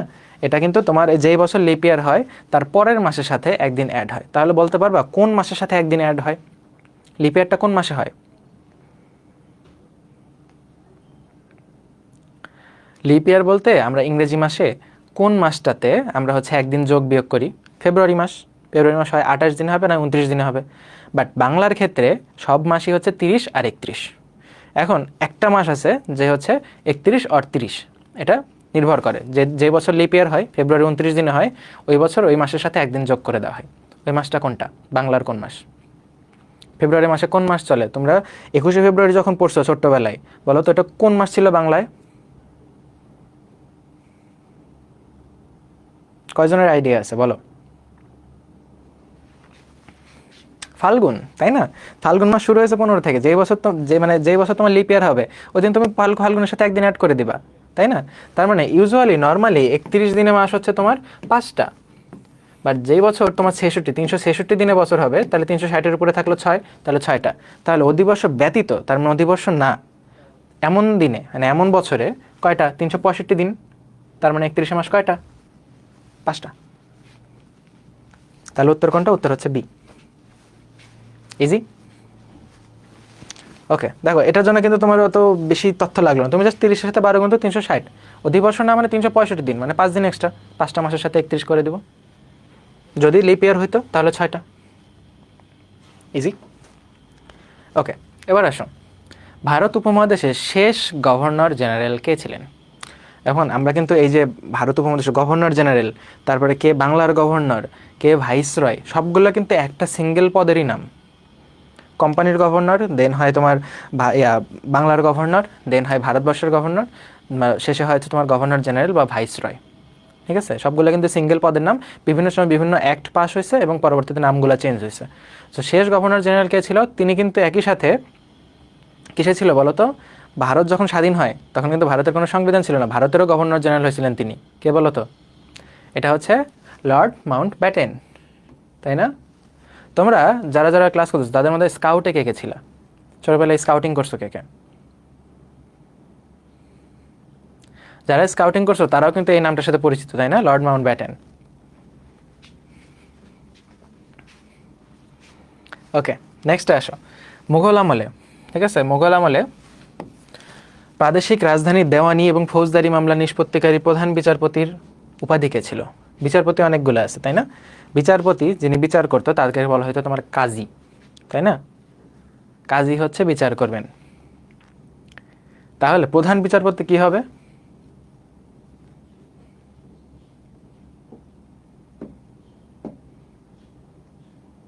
প্রধান বিচারপতি হচ্ছে কাজীউল কুজাত, ঠিক আছে? কাজীউল কুজাত বলা হয়তো মুঘলদের সময়। ওকে, নেক্সটে আসো। বঙ্গভারত উপমহাদেশে প্রথম পুলিশি ব্যবস্থা চালু করেন কে? এখানে দেখো, তাহলে এই যে প্রশ্নের প্যাটার্নটা ধরতে পারতেছো কোথা থেকে প্রশ্ন আসতেছে? একই সাথে কিন্তু আমি তোমাকে এটাগুলো সব কিন্তু তোমার মেডিকেল আর ডেন্টালের মানে প্রশ্নগুলো। তাহলে আমি কিন্তু তোমাকে এই যে প্যাটার্নগুলো ধরে দিচ্ছি, সেই অনুযায়ী ক্লাসের মধ্যে দেখবা, তোমরা যে আর্কাইভ ক্লাসগুলো আছে দেখবে সবগুলো টপিক পড়ানো হয়েছে। সো ওই টপিকগুলো পড়লে তোমাদের আর ভয় থাকার কথা, কোনো ধরনের ভয় করার দরকার নেই, ঠিক আছে? জিকে একদম পানি ভাত, এটা নিয়ে কোনো টেনশন করবে না। শুধুমাত্র রেগুলার যে পরীক্ষাগুলো আছে ওই পরীক্ষাগুলোর জন্য তোমরা ওই ক্লাসটা করবা, আর কাইবে যে ক্লাসটা আছে ওই ক্লাসটা করবা, পরীক্ষা দিবা, ঠিক আছে? ক্লাসটা করবা আর পরীক্ষা দিবা। ক্লাস কতক্ষণের হয়? খুব হলে 30 মিনিট, হাইস্ট হলে 40 মিনিট, এরকম। তুমি যদি একটু স্পিড বাড়াই দিয়ে করতে পারো দেন তোমার জন্য আরও কম টাইম লাগবে। সেই ক্লাসগুলো করবা আর পরীক্ষা দিবা, ঠিক আছে? আর মেইন ফোকাসটা দিবা তুমি হচ্ছে তোমার তোমার বায়োলজি, কেমিস্ট্রি, ফিজিক্স, এই জিনিসগুলোতে। কারণ চান্সটা তোমার নির্ভর করবে এই 3টা সাবজেক্টের উপর। 3টা সাবজেক্টে কিন্তু সবাই এইচএসসি লেভেল থেকে পড়ে আসতেছে, তার মানে ওই 3টা সাবজেক্টে সবার জ্ঞান আছে। তো ওখানে যদি ভুল করো তাহলে তোমার চান্স মিস হবে। রেগুলার তোমার জন্য কিন্তু কোনো টেনশন নাই, আমি কিন্তু সব কিছু ইজি করে দিয়েছি তোমাদের জন্য। ওকে, এরপরে দেখো 7 নম্বর প্রশ্ন উত্তর করো তো কী হবে? 7 নম্বর প্রশ্ন উত্তর হচ্ছে লর্ড ক্যানিং। তাহলে উপমহাদেশে পুলিশি ব্যবস্থা ভারত উপমহাদেশে তখন কিন্তু দেখো তুমি আগে থেকে কয়েকটা অপশন বাদ দিতে পারতেছো। সম্রাট আকবর বাদ, শাহজাহান বাদ, কারণ তারা ছিল হচ্ছে তোমার এই ব্যবস্থাগুলো চালু, তারা হচ্ছে মুঘল শাসনের মধ্যে চলে গেছে, তাই না? তাহলে ওই দুটো অপশন বাদ। থাকে হচ্ছে মিস্টার বাট লর্ড ক্যানিং। তুমি জানো এই যে উপমহাদেশে যে শাসনগুলো ছিল, শাসনকর্তাগুলো ছিল, তাদের নামের আগে লর্ড ছিল সবার নামে, তাহলে লর্ড ক্যানিং উত্তর। লর্ড ক্যানিং একই সাথে কিন্তু কাগজি মুদ্রা মানে চালু করছিল। যে কয়েনগুলো আছে, আমি তোমার এটা মনে রাখা এইভাবে, যে কয়েনগুলো হচ্ছে একটা ক্যানের মধ্যে ভরে কাগজের নোট ছেড়ে দিয়েছে রাস্তায়, ঠিক আছে? তাহলে কাগজের নোট ছেড়েছে, ক্যানিং করছে কয়েনগুলো, এই জন্য হচ্ছে ক্যানিং। এবং যারা অপরাধ করতো তাদেরকেও জেলে ভরে রাখতো, ক্যানের মধ্যে ভরে রাখতো, এটা হচ্ছে ক্যানিং। তাহলে ক্যানিংয়ের কাজ হচ্ছে পুলিশ ব্যবস্থা চালু করা এবং হচ্ছে মুদ্রা ব্যবস্থা, কাগজি মুদ্রা চালু করা। তাহলে কাগজি মুদ্রা হলে আর কি কি মুদ্রা আছে? দাম মুদ্রা আছে, তাই না? দাম মুদ্রা কে চালু করছিল? শেরশাহ। ওকে, হাজী মোহাম্মদ মহসিনের বাড়ি কোথায়? হাজী মোহাম্মদ মহসিন কোন এলাকার সাথে জড়িত বলো তো? হাজী মোহাম্মদ মহসিনের নামে কলেজ আছে, স্কুল আছে, এটা কোথায়? রেসপন্স করো তোমরা।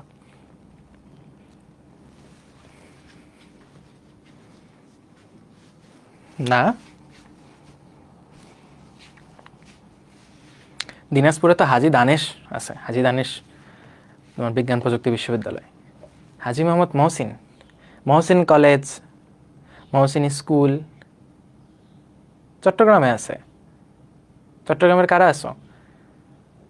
চট্টগ্রামে যারা আছে তোমরা নিশ্চয়ই জানো চট্টগ্রামে মহসিন কলেজ আছে, মহসিনের নামে স্কুল আছে, এবং চট্টগ্রাম যে কলেজিয়েট স্কুলটা আছে এটা কিন্তু মহসিনের মানে মহসিন প্রতিষ্ঠার সাথে কিন্তু জড়িত, তাই না? এই মহসিনের বাড়ি ছিল হচ্ছে তোমার হুগলিতে, ঠিক আছে? এখানে অপশনের সাথে মিল নাই। এটা ওই যে যারা মানে এলাকা ভিত্তিক, যারা হচ্ছে ওই এলাকার মানুষ আছে, মাঝে মাঝে হচ্ছে দেখা গেল কি এই প্রশ্নটা যে করছে তার বাড়ি হচ্ছে চট্টগ্রাম, সে মহসিন কলেজের স্টুডেন্ট, সেই জন্য এই প্রশ্নটা করে ফেলছে, করতেই পারে এরকম। নেক্সট, এবার আসা হচ্ছে আমরা পাকিস্তান শাসন আমল সম্পর্কে একটু পড়াশোনা। 71 পূর্ব মানে 71 সালের আগে, ওই যে টাইম লাইনটা বললাম যে এই টাইম লাইন থেকে একটা একটা প্রশ্ন আসতে পারে, একটা অথবা জিরোটা, তাই না? এখানে দেখো পাকিস্তানের মোট জনসংখ্যার কত শতাংশের মানে মাতৃভাষা বাংলা ছিল বলো? এটা ভাষা আন্দোলন এবং পাকিস্তান শাসন আমলের মাঝখানে কত শতাংশ মাতৃভাষা বাংলা ছিল? বাংলা ছিল মেজরিটি, তাই না? তাহলে দেখো তো এখানে মেজরিটি, তুমি একটা অপশন কিন্তু আগে বাতিল করে দিতে পারতেছো, এই অপশনটা বাদ, এটা কিন্তু মেজরিটি না। তাহলে আছে এই কয়টা, একটু অ্যাটিপিক্যাল লাগতেছে, এটাই উত্তর 56%। তাহলে কি মনে হয় বাকি বাকি থাকে কত? বাকি থাকে 44, তাই না? বাকি 44% কি উর্দু ছিল? বাকি 44% কি উর্দু ছিল? না। উর্দু ছিল কত পার্সেন্ট? উর্দু ছিল কত পার্সেন্ট? উর্দু ছিল মাত্র তোমার হচ্ছে 10%-এরও কম, তাই না? 10%-এরও কম মানুষের ভাষা ছিল হচ্ছে উর্দু, বাট অধিকাংশ মেজরিটি 56% মানুষের ভাষা ছিল বাংলা, তারপরেও তোমার উর্দুকে বাংলা ভাষা হিসেবে চাপাই দেওয়া হচ্ছিল। এরপরে আসো দেখো 54 সালে পূর্ব পাকিস্তানের প্রাদেশিক পরিষদের নির্বাচনে যুক্তফ্রন্টের প্রতীক কী ছিল? যুক্তফ্রন্ট নির্বাচন, যুক্তফ্রন্ট হচ্ছে মেইনলি গঠন করছে হচ্ছে 4টা দল মিলে, তাই না? কৃষক শ্রমিক লীগ মানে কৃষক শ্রমিক পার্টি, তারপর আওয়ামী লীগ, তারপর গণতন্ত্রী দল, একটা হচ্ছে নিজামে ইসলামী। তাহলে এই কয়টা দলের মধ্যে প্রধান দল হিসেবে পালন করছে হচ্ছে আমরা আওয়ামী লীগ বা আওয়ামী মুসলিম লীগ। সো এই আওয়ামী মুসলিম লীগের যে প্রতীকটা ছিল এটা ছিল হচ্ছে তোমার নৌকা। ওকে, 66 সালে যে 6 দফা হয়, 6 দফার অর্থনীতি বিষয়ক দফা ছিল হচ্ছে 3টা। তুমি 6টা দফা পড়ো, 6টা দফার মধ্যে 3টা ছিল হচ্ছে আমাদের যে অর্থনৈতিক স্বাবলম্বী, আলাদা মুদ্রা থাকবে, তারপরে হচ্ছে কর ধার্য করার ক্ষমতা থাকবে, এই জিনিসগুলো এরকম ধরনের তোমার 3টা রুল ছিল হচ্ছে আমাদের পক্ষে মানে অর্থনীতির পক্ষে। আর কিছু ছিল হচ্ছে সেনানিবাস, সেনাবাহিনী থাকবে, এই থাকবে ওই থাকবে, এই জিনিসগুলো, ঠিক আছে? এই 6 দফা কিন্তু এখন আর খুব একটা ইম্পর্টেন্ট না, কারণ জানো সরকার এখন যে সরকার গঠন করছে, তো প্রশ্নটা কিন্তু ওই দিকেই যায় একটু। ওকে, এরপরে 6 দফা দাবি প্রথম কোথায় উত্থাপিত হয়? এটা হচ্ছে পাকিস্তানের লাহোরে। ওকে, এরপরে দেখো 1969 সালের 15ই ফেব্রুয়ারি বিচারাধীন থাকা অবস্থায় জেলখানায় হত্যা করা হয় কাকে? এখন দেখো তো এই ঘটনাটা কিসের, কোন হেডলাইনের সাথে এই টপিক মানে এই ঘটনাটা যায় বলো তো? এটা কোন হেডলাইনের সাথে যায়? এটা হচ্ছে 69-এর গণ অভ্যুত্থান, তাই না?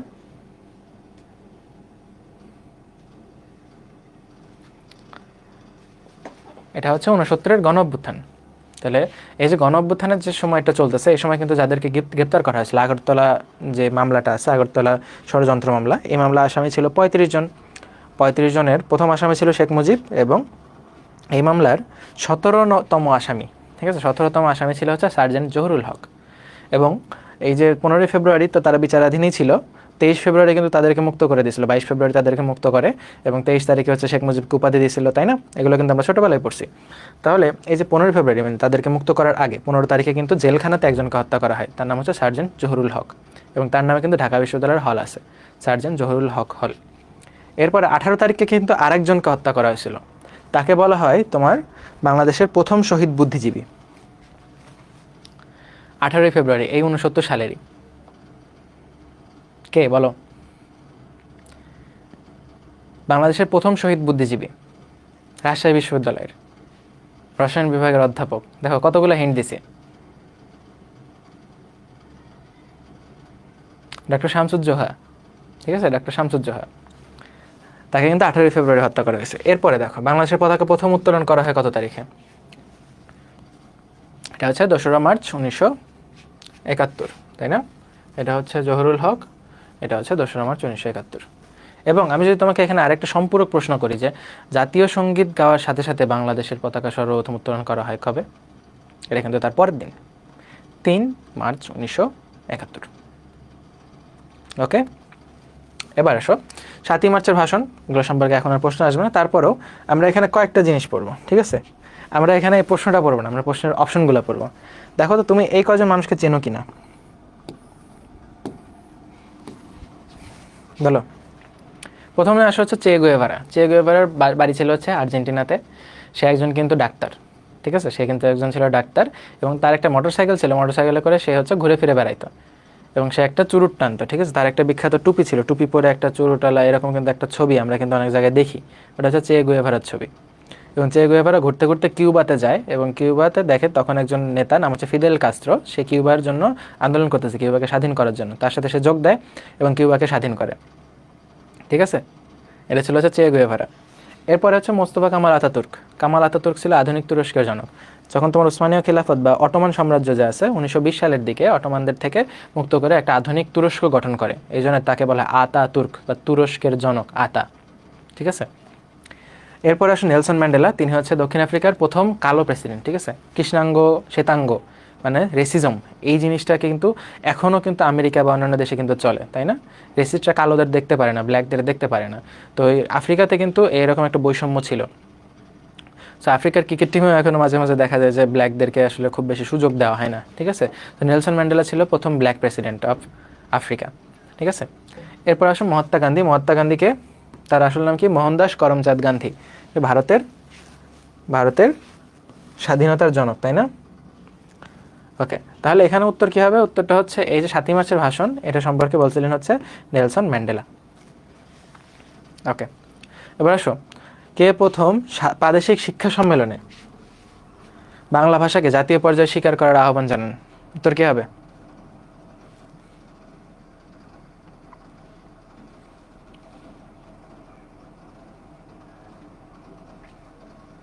বলো বলো, উত্তর কী হবে?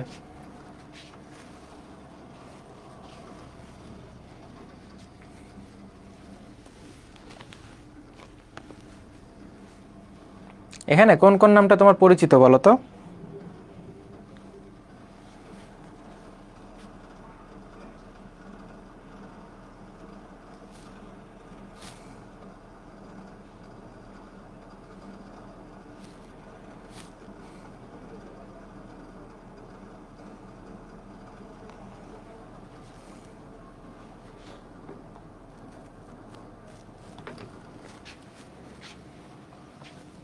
কারো কোনো আইডিয়া আছে?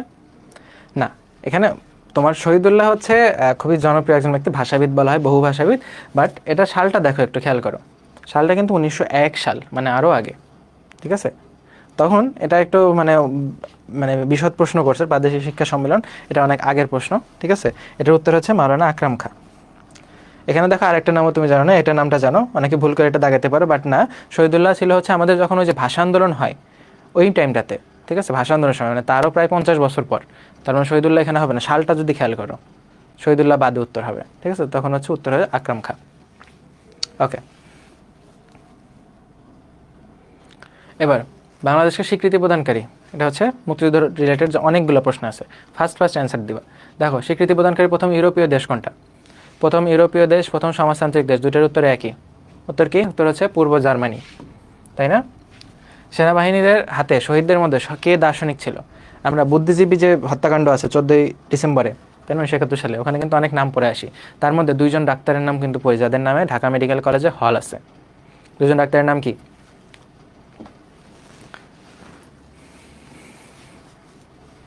প্রায় 49 জনের মতো চিকিৎসক মারা গেছিলেন, তাই না?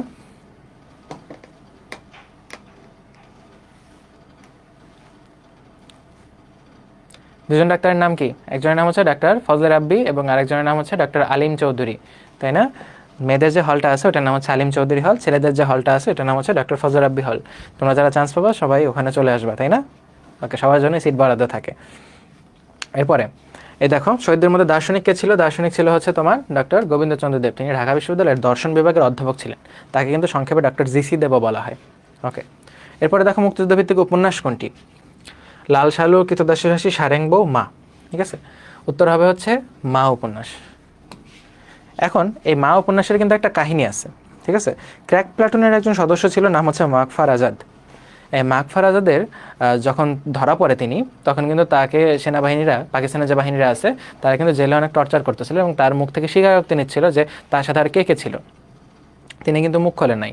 তাকে জেলখানায় তার মা দেখতে গেছিলেন এবং তার মাকে বলছিল সে হচ্ছে আমি ভাত খাইতে চাই, অনেকদিন ধরে ভাত খাই না। ঠিক আছে, পরের দিন কিন্তু তার মা তার জন্য ভাত রান্না করে নিয়ে গেছিলেন এবং যাই দেখেন তার ছেলে মারা গেছে। তারপর থেকে তার মা যতদিন বেঁচে ছিলেন ততদিন কিন্তু তিনি আর ভাত খান নাই, তিনি বিছানাতে শোন নাই, মাটিতে শুতেন। ঠিক আছে, এবং এই ঘটনার উপর ভিত্তি করে মা নামে একটা উপন্যাস রচনা করে আনিসুল হক, যে প্রথম আলোর আনিসুল হক। ঠিক আছে, প্রথম আলোর যে সম্পাদক আছে, সম্পাদক মণ্ডলীর সদস্য আনিসুল হক, তিনি কিন্তু এই যে মা উপন্যাসটা রচনা করেন। ঠিক আছে, এবং মা উপন্যাসটা এটা বাংলাদেশে বুঝলাম, বাট ওয়ার্ল্ড ওয়াইড যে মা নামে উপন্যাসটা চলে, এটা রচয়িতাকে, এটা কিন্তু পরীক্ষাতে আসতে পারে। দেখবে মা উপন্যাসের রচয়িতা কে আসছে, বাট অপশন আনিসুল হক নাই, তখন কি উত্তর দেবা? ওয়ার্ল্ড ফেমাস যে মা উপন্যাসটা আছে এটা লিখছে হচ্ছে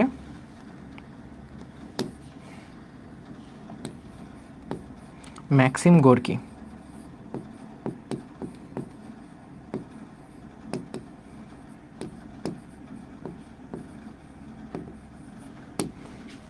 ঠিক আছে, ম্যাক্সিম গোর্কি, এটা হচ্ছে ওয়ার্ল্ড ওয়াইড যে ফেমাস মা উপন্যাসটা আছে ওইটা।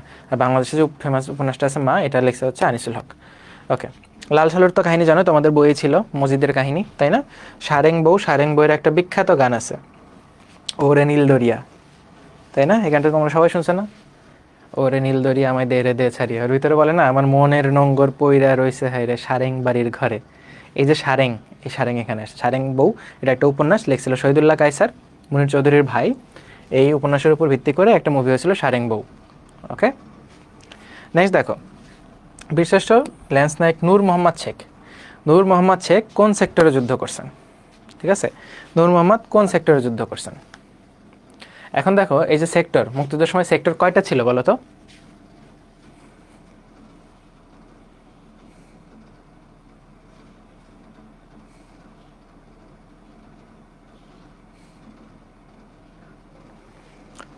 এগারোটা, তাই না? 11টার মধ্যে তুমি যদি একটু খেয়াল করো যে 10 নাম্বার সেক্টর ছিল হচ্ছে তোমার নৌ সেক্টর, তাই না? আকাশপথে কি কোনো সেক্টর ছিল? আকাশপথে কিন্তু কোনো সেক্টর ছিল না। তার মানে বীরশ্রেষ্ঠদের মধ্যে 2জন আছে, একজন হচ্ছে নৌবাহিনীর, একজন হচ্ছে বিমান বাহিনীর। বিমান বাহিনীর হচ্ছে মতিউর রহমান, নৌবাহিনীর হচ্ছে রুহুল আমিন। তাহলে এই 2জনের একজনের হচ্ছে 10 নম্বর সেক্টর, একজনের কিন্তু কোনো সেক্টর নাই, তাই না? তাহলে বাকি থাকলো কয়জন? বাকি থাকলো হচ্ছে তোমার 5জন, তাই না? এই 5জনের মধ্যে আমরা মুক্তিযুদ্ধের প্রথম শহীদের নাম জানি কি? প্রথম শহীদের নাম হচ্ছে আব্দুর রৌফ, তাই না? আ দিয়ে শুরু, আব্দুর রৌফ, মুন্সি আব্দুর রৌফ, তিনি হচ্ছে প্রথম শহীদ, 8ই এপ্রিল। তাহলে প্রথম শহীদ, তিনি 1 নম্বর সেক্টরে যুদ্ধ করেন।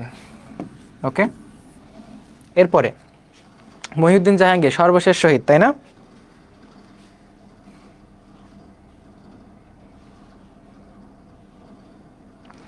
মহিউদ্দিন জাহাঙ্গীর হচ্ছে সর্বশেষ শহীদ, 14ই ডিসেম্বর শহীদ হয়।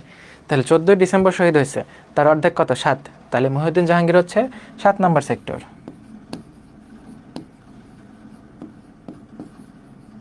জাহাঙ্গীর 7, ঠিক আছে। তাহলে আর থাকলো কয়টা? 3টা, ঠিক আছে, আর থাকলো 3টা।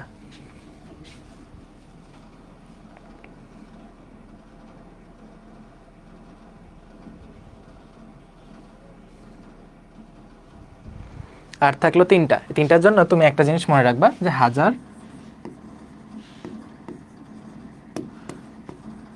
মোমের, মোমবাতি জ্বালালে কি হবে, আলো জ্বলবে না, 1000 মোমের নোট। তাহলে এটা হচ্ছে 4, তাহলে এটা হচ্ছে 4, এটা হচ্ছে 7, এটা হচ্ছে 8।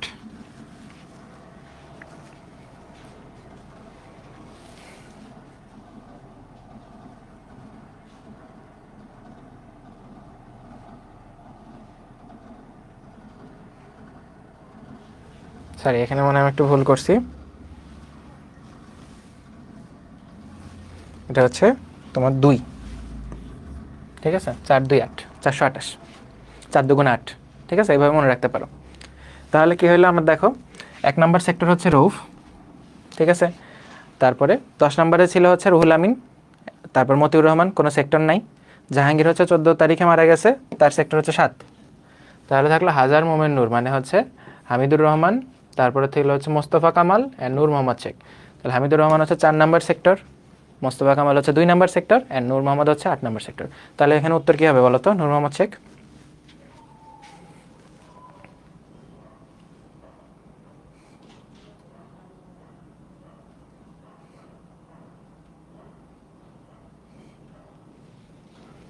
এ, তাই না, এ মানে হচ্ছে 8 নম্বর সেক্টর। তাহলে এখন কিন্তু তুমি 7 জনের সেক্টর জানো, তাই না, 7 জনেরই কে কোন সেক্টরে ছিল জানবা না। ওকে, এখন যদি পরীক্ষাতে আসে যে হচ্ছে তোমার মোস্তফা কামাল, সিপাহী মোস্তফা কামাল কোন সেক্টরের অধীনে ছিলেন বলো। 2 নম্বর সেক্টর। ওকে, এবার দেখো, বঙ্গবন্ধুর অনুরোধে ভারতীয় মিত্র বাহিনী কবে বাংলাদেশ ত্যাগ করে। মুক্তিযুদ্ধের পরেও ভারতীয় বাহিনীরা ছিল এই দেশে, অনেক লুটপাট চালাইছে, হ্যাঁ, এই জিনিসগুলো কিন্তু অনেক ইতিহাসে আসে নাই, ঠিক আছে। এটা যখন শেখ মুজিব বলছে তাদের, তারা কিন্তু ফেরত গেছে। এটা হচ্ছে পরবর্তী মার্চ মাসে, ঠিক আছে, 12ই মার্চ পরবর্তী আমাদের দেশে এসে একদম তোমার রাষ্ট্রপতির পদ টদ নেওয়ার পরেও অনেক দিনই কিন্তু এই ভারতীয়রা ছিল। তো বঙ্গবন্ধু বলার পরে তারা 1972 সালে 12ই মার্চ এই দেশ ত্যাগ করছে। এরপরে স্বাধীনতার পর প্রথম ডাক টিকেটে কোন ছবি ছিল। স্বাধীনতার পর প্রথম ডাক টিকেটের ছবি ছিল হচ্ছে কেন্দ্রীয় শহীদ মিনারের। কিন্তু আমার জন্য, তোমাদের জন্য আমার সম্পূরক প্রশ্ন হচ্ছে, এই যে প্রথম যে ডাক টিকেট, এই জিনিসটার মানে ডিজাইনারকে, বাংলাদেশের প্রথম যে ডাক টিকেটটা আছে এটা ডিজাইনারকে। বাংলাদেশের প্রথম ডাক টিকেটের ডিজাইনার হচ্ছে বিমান মল্লিক। ওকে, বিমান মল্লিক। এরপরে দেখো, আমার ভাইয়ের রক্তের রাঙানো 21শে ফেব্রুয়ারি, এটাকে আমরা 21শে ফেব্রুয়ারির গান নামে চিনি, তাই না। এখন বর্তমানে আমরা প্রভাত ফেরিতে এই গানটা ব্যবহার করি, তাই না। তাহলে এই গানটার রচয়িতা হচ্ছে সাংবাদিক আব্দুল গাফফার চৌধুরী। কিন্তু এই যে তাদের যে সুরকার ছিল হচ্ছে 2 জন, একজন হচ্ছে আব্দুল লতিফ, একজন আলতাফ মাহমুদ, ঠিক আছে। শুধু লতিফ, একটা লতিফ বা আলতাফ, ঠিক আছে। তো প্রথম সুরকার ছিল লতিফ, এবং পরবর্তীতে আমরা যে বর্তমান সুরটা জানি এটা হচ্ছে আলতাফ মাহমুদ, ঠিক আছে। তাহলে প্রথম সুরকার হচ্ছে আব্দুল লতিফ, যদি বলে বর্তমান সুরকারকে তখন হবে হচ্ছে আলতাফ মাহমুদ। ওকে, নেক্সটে আসো, স্বাধীনতা যুদ্ধে কতজন মুক্তিযোদ্ধাকে বীর বিক্রম খেতাব দেওয়া হয়। এখন এই যে সিরিয়ালটা, তোমরা এটা বাড়তি একটা ক্রমান্বয় আছে, ঠিক আছে, এখানে যে কয়টা আছে তোমার শুরুতে জানতে হবে এই ক্রমটা কি। সর্বপ্রথম তোমার সর্বোচ্চ স্বীকৃতি কোনটা, সর্বোচ্চ হচ্ছে বীর শ্রেষ্ঠ, তারপরে হচ্ছে বীর উত্তম, তারপরে বীর বিক্রম, দেন হচ্ছে বীর প্রতীক। তাহলে বীর শ্রেষ্ঠ, তারপরে হচ্ছে বীর উত্তম, ঠিক আছে, তারপরে বীর বিক্রম, তারপরে হচ্ছে বীর প্রতীক, ঠিক আছে। এবং সিরিয়ালে কম থেকে বেশি হবে, বীর শ্রেষ্ঠ হচ্ছে 7 জন, বীর উত্তম দেওয়া হয়েছিল তোমার 68 জনকে, বীর বিক্রম দেওয়া হয়েছে 175 জনকে, এবং বীর প্রতীক দেওয়া হয়েছে 426 জনকে, ঠিক আছে। তাহলে দেখো এই যে সিরিয়ালটা, এখানে দেখো অপশানে এই কয়টাই আছে, 7 জন, 68 জন, 426, 175। তাহলে বীর বিক্রম কত নাম্বার, বীর বিক্রম হচ্ছে 3টা। তাহলে এর ভিতরে 3rd কোনটা পড়তেছে, 175, এটাই উত্তর। এরপরে বঙ্গবন্ধু কোন সালে কোন শহরে জোট নিরপেক্ষ আন্দোলনের শীর্ষ সম্মেলনে যোগ দিয়েছিলেন। এখন আমার প্রশ্ন এটা না, আমার প্রশ্ন হচ্ছে জোট নিরপেক্ষ আন্দোলন কি জিনিস, কারো কোনো আইডিয়া আছে জোট নিরপেক্ষ আন্দোলন সম্পর্কে। এটার উত্তর হবে হচ্ছে তোমার 1973 সালে আলজিয়ার্সে গেছিলেন। এখানে বেলগ্রেড হচ্ছে সার্বিয়ার রাজধানী, যেটাতে হচ্ছে তোমার এই জোট নিরপেক্ষ আন্দোলনটা সর্বপ্রথম শুরু হয়েছিল। বাট ওই বছরে মানে জোট নিরপেক্ষ আন্দোলন যেটা আছে এটা কিন্তু বিভিন্ন প্রত্যেক বছর এক একটা দেশে এক এক দেশে মানে এক এক সময় তোমার এদের সম্মেলনটা হয়। তো বঙ্গবন্ধু যেটাতে যোগ দিয়েছিলেন সেটা হচ্ছে 1973 সালে, তখন সম্মেলনটা হচ্ছিল আলজিয়ার্সে। জোট নিরপেক্ষ আন্দোলনকে ইংরেজিতে বলা হয় তোমার হচ্ছে ন্যাম, ঠিক আছে, ন্যাম, যেটাকে ইংরেজিতে মানে ফুল ফর্ম হচ্ছে নন অ্যালাইন্ড মুভমেন্ট। এখন পৃথিবীর প্রত্যেকটা দেশই সাধারণত দুইটা জোটকে ফলো করে, একটা হচ্ছে ইউএসএ আমেরিকা, একটা হচ্ছে রাশিয়া। হয় কেউ রাশিয়ার দলে অথবা কেউ আমেরিকার দলে। এখন অনেক দেশ আছে যারা হচ্ছে এই দুইটার কারো দলেই থাকতে চায় না, দুজনের সাথেই সম্পর্ক রাখতে চায়। এখন তাদেরকে কি জোটে থাকলে হবে? তারা কিন্তু জোট নিরপেক্ষ থাকতে হবে। সো এই জন্য বাংলাদেশ কিন্তু জোট নিরপেক্ষ আন্দোলনে অংশগ্রহণ করছে, যাতে রাশিয়ার সাথে আমেরিকার সাথে দুইটার সাথে সুসম্পর্ক বজায় থাকে, ঠিক আছে। এরা হচ্ছে জোট নিরপেক্ষ আন্দোলন বা ন্যাম, নন অ্যালাইন মুভমেন্টের সদস্য। এবং বিশ্বের প্রধান দুইটা জোট হচ্ছে, একটা হচ্ছে তোমার আমেরিকা জোট, একটা হচ্ছে রাশিয়া জোট। ওকে, আমরা জানি যে চীনের সাথে জোট আছে হচ্ছে তোমার আমেরিকার, তাই না? তাহলে রাশিয়ার সাথে কিন্তু চীনের সম্পর্ক ভালো না। তো এই যে আমেরিকা যা যা বলে চীন কিন্তু তাই ফলো করে, তাই না? আমরা জানি মুক্তিযুদ্ধের সময় আমেরিকা কিন্তু ওই যে চীন কিন্তু আমেরিকার কথা শুনে বাংলাদেশের বিরোধিতা করছিল, তাই না? ওকে, এরপরে দেখো আরব দেশসমূহের মধ্যে কোন দেশ সর্বপ্রথম বাংলাদেশকে স্বীকৃতি দিছে। তার মানে দেখো আমরা কিন্তু একটা জিনিস রিপিটেশন পাইলাম যে বাংলাদেশের স্বীকৃতি দানকারী দেশ কোনগুলা। তাহলে সর্বপ্রথম স্বীকৃতি কোন দেশ দিছে, কোনটা আরব দেশ, কোনটা মুসলিম দেশ, কোনটা তোমার সমাজতান্ত্রিক দেশ, কোনটা ইউরোপীয় দেশ, কোনটা অস্ট্রেলিয়ান দেশ, কোনটা আমেরিকান দেশ, এই জিনিসগুলো আমাদের জানতে হবে। সব কিছু কিন্তু আমি তোমাদেরকে পড়াই দিছি, ঠিক আছে। তাহলে আরব দেশসমূহের মধ্যে প্রথম হচ্ছে ইরাক। ওকে, মুক্তিযুদ্ধের সময় নৌ কমান্ড কোনটা একটু আগে বললাম, এটা হচ্ছে 10 নম্বর সেক্টর। এই সেক্টরে একজন বিশিষ্ট আছে, নাম কি? রুহুল আমিন। এরপরে এম এ হান্নান প্রথমবার কোথা হতে স্বাধীনতার ঘোষণা পাঠ করে? আমরা জানি স্বাধীনতার ঘোষণাটা পাঠ করা হয় তোমার হচ্ছে আমাদের স্বাধীন বাংলা বেতার কেন্দ্র থেকে। এটার অবস্থান কোথায় ছিল? এটা ছিল হচ্ছে চট্টগ্রামের কালুরঘাটে, তাই না? এটার পিছনে কিন্তু কাহিনী আছে। প্রথমবার এখান থেকে পাঠ করছে, বাট আসলে ওইরকম কেউ সারা শব্দ দিচ্ছিল না, কারণ আগের রাত্রে তোমার মানে এটা কবেকার ঘটনা, এটা হচ্ছে 26শে মার্চের সকালবেলার ঘটনা। তো 25শে মার্চ রাতে তখন হচ্ছে তোমার একটা গণহত্যা হয়ে গেছে ঢাকাতে। তখন তো আর তোমার ফেসবুক সোশ্যাল মিডিয়া নাই যে মানুষজন দুম করে সাথে সাথে খবর পেয়ে যাবে। তো পরের দিন পেপারটা কিন্তু তোমার রাত্রেবেলায় তোমার প্রিন্টিং হয়ে যায়। তো যতক্ষণে মানে তোমার ভোররাতের দিকে যে হত্যাটা হচ্ছে এটা তো তুমি পেপারে পাবা না। তো পেপার পত্রিকাতেও কিন্তু এই খবরটা নাই, এবং পুরা দেশ থমথমে। অনেকে বলতেছে শেখ মুজিবকে নাকি গ্রেপ্তার করে নিয়ে গেছে। সো ওই মোমেন্টে মানুষজন খবর পাবে কোথায়, তাই না? তখন এই যে বেতারই ছিল একমাত্র ওয়ে। তো এই যে এম এ হান্নান একটা কথা বলছিলেন, বাট মানুষজন তো মানে বিশ্বাস করতেছিলেন না। তখন তিনি একজনকে নিয়ে আসেন চট্টগ্রাম সেনানিবাস থেকে, মেজর জিয়াউর রহমানকে ডাক দেন যে তিনি এসে যেন এই ঘোষণাটা দেয়, তাহলে দেশের মানুষ একটা আশ্বস্ত হবে। দেন জিয়াউর রহমান এসে জাতির উদ্দেশ্যে একটা ভাষণ দেয়, এবং সেখানে তিনি নিজেকে বাংলাদেশের প্রভিশনাল প্রেসিডেন্ট দাবি করে। এই যে স্বাধীনতার যে ঘোষণাটা আছে, মেইন যে কথাটা, ঠিক আছে, যে আমরা বাংলাদেশকে ফ্রি করলাম এবং হচ্ছে সবাই যুদ্ধ করো, এই টাইপের যে কথাটা আছে, মেইন কথাটা, এটা কিন্তু জিয়াউর রহমান বলছিলেন। তো এই কারণে কিন্তু আমরা বলি হচ্ছে স্বাধীনতার ঘোষক হচ্ছে জিয়াউর রহমান। আগের রাতে যে শেখ মুজিব বলছিলেন, দেখো শেখ মুজিব বলছিলেন ওয়্যারলেসের মাধ্যমে। এখন ওয়্যারলেস মানে কি? ওয়্যারলেসগুলোর সবগুলো কানেকশন থাকে কিন্তু তোমার সেনানিবাসগুলোতে। তো তুমি সেনানিবাসের ওয়্যারলেস ব্যবহার করে আগের রাত্রে তুমি বলবা সেনাবাহিনী ওটাকে পাবলিশ করতে দিবে?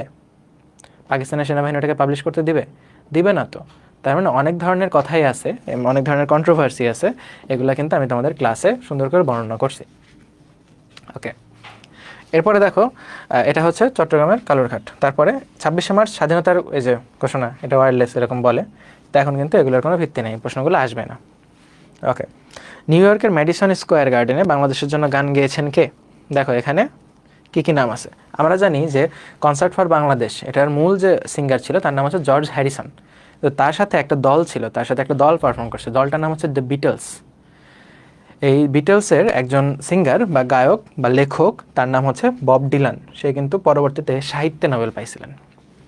কিছু ব্যতিক্রমধর্মী নোবেল পুরস্কার আছে যারা এক প্রফেশনে থেকে অন্য জায়গা থেকে নোবেল পুরস্কার পাইছেন। তার মধ্যে একজন হচ্ছে বব ডিলান। তিনি কিন্তু একজন সং রাইটার, গান লেখক, কিন্তু তিনি সাহিত্যের নোবেল পাইছেন। এছাড়া একজন রাজনীতিবিদ কিন্তু সাহিত্যে নোবেল পাইছেন, বলতে পারবা? রাজনীতিবিদ, তাকে দ্বিতীয় বিশ্বযুদ্ধের সময় তিনি হচ্ছে ইংল্যান্ডের প্রধানমন্ত্রী হিসেবে ছিলেন, যাকে বলা হয়তো দ্য ব্রিটিশ বুলডগ। কারো কোনো আইডিয়া আছে? ক্লাস করছো কেউ? এখন পর্যন্ত অত দূর যাইতে পারো নাই। সবগুলা ক্লাস আমাদের আর্কাইভে দেওয়া আছে, দেখো প্রত্যেকটা ক্লাস করবে তোমার মজা লাগবে। তারপরে আমাকে সে একটা থ্যাঙ্কস দিয়ে যাও, ভাইয়া আপনার ক্লাস করে ভালো লাগছে, ঠিক আছে, আমি খুব খুশি হব। ওকে, তাহলে এটা দেখো ব্রিটিশ বুলডগ বলা হয়তো উইনস্টন চার্চিলকে, ঠিক আছে। সে কিন্তু একজন রাজনীতিবিদ, বাট তিনি কিন্তু সাহিত্যে নোবেল পাইছিলেন। ওকে, এরপরে জাতীয় স্মৃতিসৌধের প্রথম ফলকটা কোন স্মৃতি বহন করে বলো? সিরিয়ালে যদি আসো, আমরা জানি স্মৃতিসৌধের 7টা ফলক আছে, তাই না? এই যে তোমার এই যে 1 নাম্বার, এরকম 2 নাম্বার, এরকম করে কিন্তু 7টা ফলক আছে, এবং এটা সাইড ভিউ, ঠিক আছে। তা আমরা দেখি সামনে থেকে, আমরা দেখি সামনে থেকে দেখি যে এরকম, এটা একটা, তারপর এটা একটা, এটা একটা, এটা একটা, এটা একটা, ঠিক আছে, এরকম কিন্তু আমরা সাইড ভিউ দেখি। তাহলে স্মৃতিসৌধে 7টা ফলক আছে, এই 7টা ফলক তোমার 7টা ঘটনাকে বর্ণনা করে। এর ভিতরে একদম পিছন থেকে শুরু হয়েছে, ছোট থেকে আস্তে আস্তে একদম 1971 সালের মুক্তিযুদ্ধ পর্যন্ত। তাহলে সর্বপ্রথম এখানে কোনটা, এই আন্দোলনগুলোর মধ্যে সর্বপ্রথম আন্দোলন কোনটা হয়েছে? আমি কিন্তু একটু আগেই বলছি তোমাদের কোনটা। সর্বপ্রথম হচ্ছে আমার ভাষা আন্দোলনটা, তারপরে শাসনতন্ত্র, দেন হয়েছে তোমার হচ্ছে ভাষা আন্দোলন পর যুক্ত ফ্রন্ট, শাসনতন্ত্র, শিক্ষা আন্দোলন, সিরিয়ালটা হচ্ছে এটা। এরপরে দেখো কোন সেক্টরে নিয়মিত সেক্টর কমান্ডার ছিলেন না, কোনটা? No sector, sector 10। একমাত্র বিদেশি যিনি মুক্তিযোদ্ধাদের সাহায্য করার জন্য বীর প্রতীক খেতাব পাইছেন, একমাত্র বিদেশি খেতাব পাইছেন, এবং তিনি কিন্তু দ্বিতীয় বিশ্বযুদ্ধে অংশগ্রহণ করছিলেন, ঠিক আছে। তিনি কে? তিনি হচ্ছে WAS ওডারল্যান্ড, তাই না? উইলিয়াম হয়েল হোমার ওডারল্যান্ড, ঠিক আছে। ওডারল্যান্ডের জন্ম কোথায় আর তিনি কোন দেশের নাগরিক বলো? ওডারল্যান্ডের জন্ম হচ্ছে নেদারল্যান্ডে, তাই তিনি অস্ট্রেলিয়ান নাগরিক। ওকে, এরপরে মুক্তিযুদ্ধের সময় পাকিস্তানি জাহাজের উপর মুক্তিযুদ্ধের অভিযানের নাম কি? আমি তোমাদের বলছিলাম একটু আগে যে দুইটা আমাদের অপারেশনের নাম আছে, একটা হচ্ছে অপারেশন জ্যাকপট, একটা অপারেশন কিল অফ লাইট।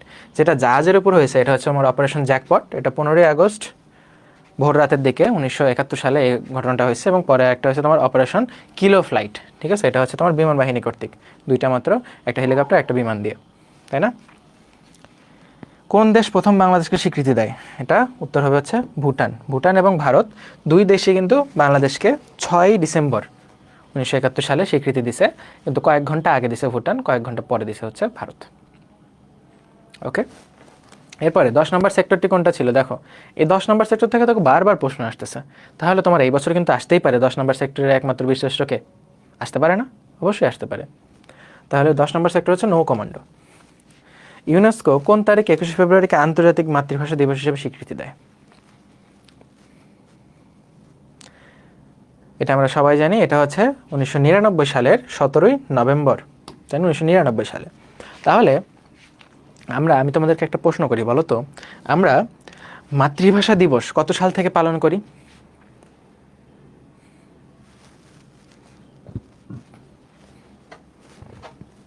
আমরা কিন্তু মাতৃভাষা দিবস পালন করি 1953 সাল থেকে।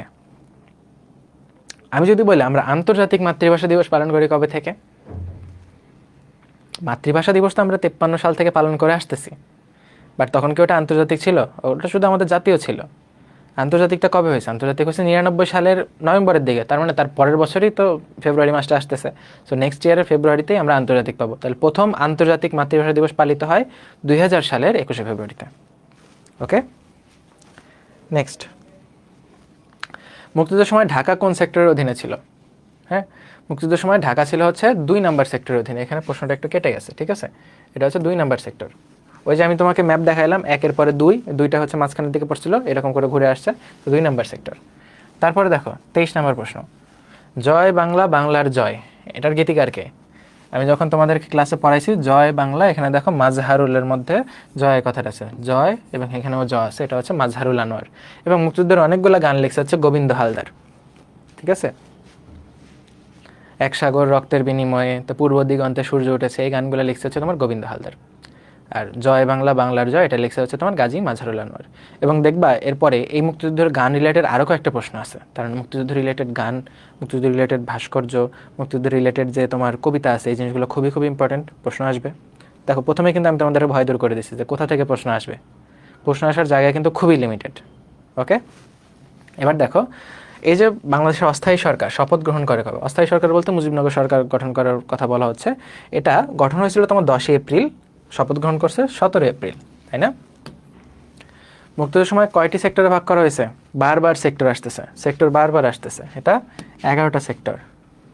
কোন গায়ক মুক্তিযুদ্ধ চলাকালীন সময় নিউ ইয়র্কে কনসার্ট করে? কোন গায়ক? একটু আগে বলতেছিলাম জর্জ হ্যারিসন, তাই না? George Harrison. তার সাথে উপমহাদেশের 2জন ছিল, বলো তো, একজন সেতার বাদক বিখ্যাত, নাম কি?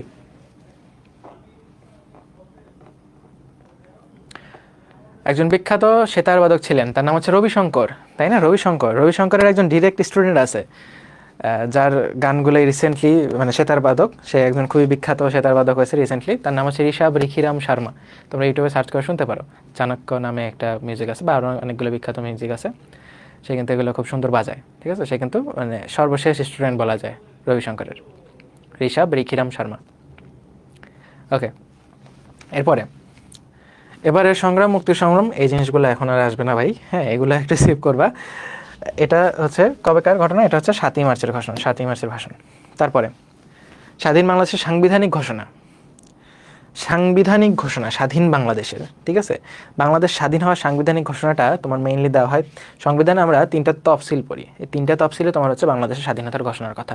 একটা হচ্ছে 5, 6, 7, ঠিক আছে? সংবিধানের ক্লাসটাতে তোমরা দেখবা 5, 6, 7, এটা হচ্ছে 26শে মার্চ, তোমার একটা 7ই মার্চ, 26শে মার্চ এটা করা হয়েছে, তাই না? তাহলে এখানে দেখো 7ই মার্চ অপশনে আছে, এটা হচ্ছে 7ই মার্চে তোমার সাংবিধানিক কোনো ঘোষণা না, 7ই মার্চে খালি মুখে বলা হয়েছিল। তো 26শে মার্চ যেটা লিখিত আছে, এটা হচ্ছে তোমার 26শে মার্চ 1971, এটাতে তোমার সাংবিধানিক যে ঘোষণা আছে এটা দেওয়া হয়েছে, ঠিক আছে? তাহলে সাংবিধানিক ঘোষণা তোমার হচ্ছে 26শে মার্চ 1971। আমাদের স্বাধীনতা দিবস আমরা জানি না, স্বাধীনতা দিবস কবে বলো? আমাদের স্বাধীনতা দিবস কবে? আচ্ছা, তোমরা সব কিছু পারবা, অনেক অনেক জিনিস যাবে, অনেক কিছু মাথায় নিয়ে যাবা, কয়েকটা জিনিস ভুল করবা। সেটা হচ্ছে বিজয় দিবস কবে, স্বাধীনতা দিবস কবে, তারপর শহীদ দিবস কবে, হ্যাঁ, ভাষা দিবস কবে, তারপরে হচ্ছে তোমার বুদ্ধিজীবী দিবস কবে। এই জিনিসগুলো যেন গোলমাল না হয়। দেখা যাবে তুমি কঠিন কঠিন সব জিনিস পারো, বাট এই সহজ জিনিসটা তুমি ভুল করতেছো, তো এই জিনিসটার জন্য কিন্তু তোমার চান্স মিস হতে পারে, ঠিক আছে? তো স্বাধীনতা দিবস হচ্ছে 26শে মার্চ, বিজয় দিবস হচ্ছে 16 ডিসেম্বর, তাই না? এবার তোমার হচ্ছে ভাষা দিবস বা হচ্ছে কি বলে শহীদ দিবস, এটা হচ্ছে তোমার 21শে ফেব্রুয়ারি, তাই না? তো এই জিনিসগুলো কিন্তু মনে রাখতে হবে। ওকে, এরপরে দেখো নেক্সট, অপারেশন সার্চ লাইট কোন সালের ঘটনা? যত ধরনের অপারেশন আছে, মোস্ট অফ দ্য অপারেশন হচ্ছে তোমার 1971 সালের ঘটনা, তাই না? আরও কিছু অপারেশন আছে রিসেন্টলি, তাই না?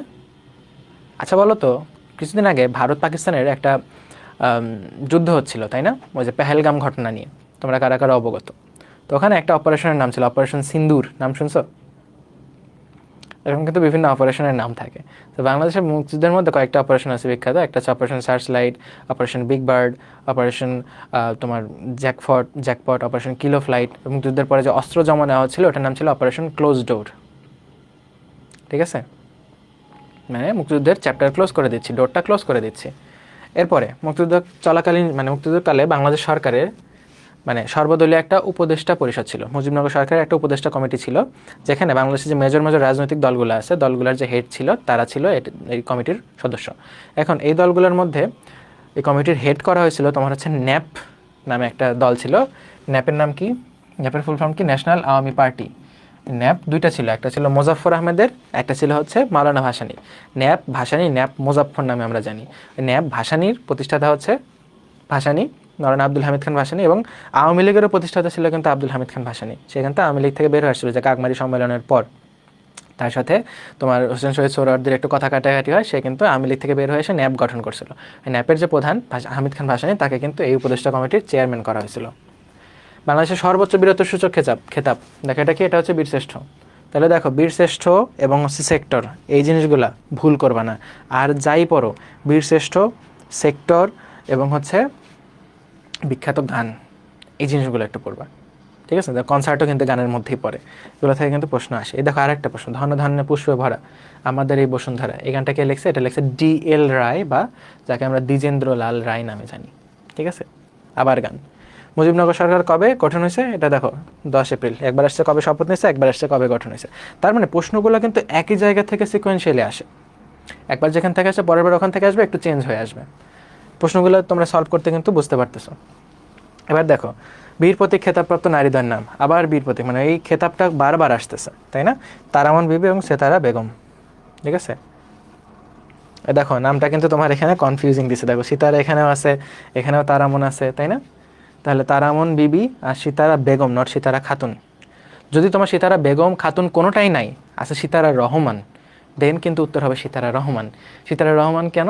কারণ সিতারা, ক্যাপ্টেন সিতারা বেগম যা আছে তার হাজব্যান্ডের নামের সাথে রহমান আছে, এবং পরবর্তীতে সে কিন্তু সিতারা রহমান নামটা ধারণ করছে, ঠিক আছে?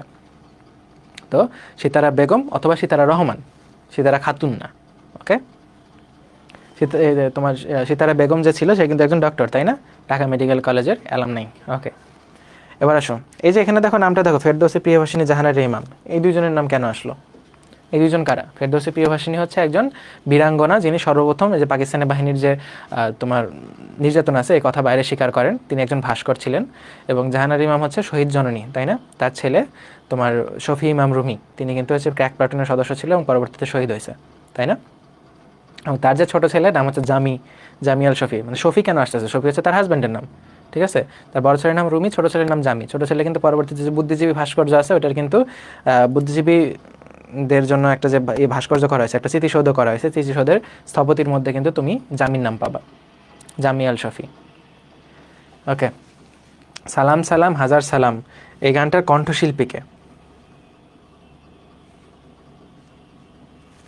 এই গানটার কণ্ঠশিল্পীকে এই দেখো একটু তুলে দিচ্ছি। তাহলে কণ্ঠশিল্পীকে, এই গানটার কণ্ঠশিল্পী হচ্ছে কে বলো? কে কে পারো? বাংলাদেশের বিখ্যাত কিংবদন্তি একজন সিঙ্গার, ঠিক আছে?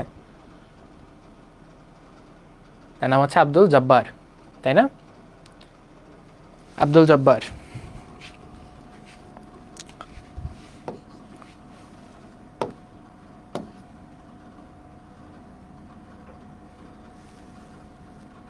ওকে, নেক্সটে আসো। এই যে আব্দুল জব্বার হচ্ছে বাংলাদেশের একজন কিংবদন্তি গায়ক, এরকমই ভারতের একজন কিংবদন্তি গায়ক আছে যার নাম হচ্ছে মান্না দে। তারা কিন্তু সমসাময়িক এবং আছে খুবই জনপ্রিয় দুজন, তাই না? এরপরে বাংলাদেশের প্রথম অস্থায়ী প্রেসিডেন্ট কে? মানে অস্থায়ী রাষ্ট্রপতি। মুজিবনগর সরকার অস্থায়ী সরকার, অস্থায়ী রাষ্ট্রপতি কে? শেখ মুজিব, তাই না? উত্তর কি সঠিক? না, উত্তর সঠিক না। শেখ মুজিব তো ছিল হচ্ছে তোমার রাষ্ট্রপতি, বাট অস্থায়ী রাষ্ট্রপতি কে ছিল বলো? তার পরিবর্তে সৈয়দ নজরুল ইসলাম, তাই না?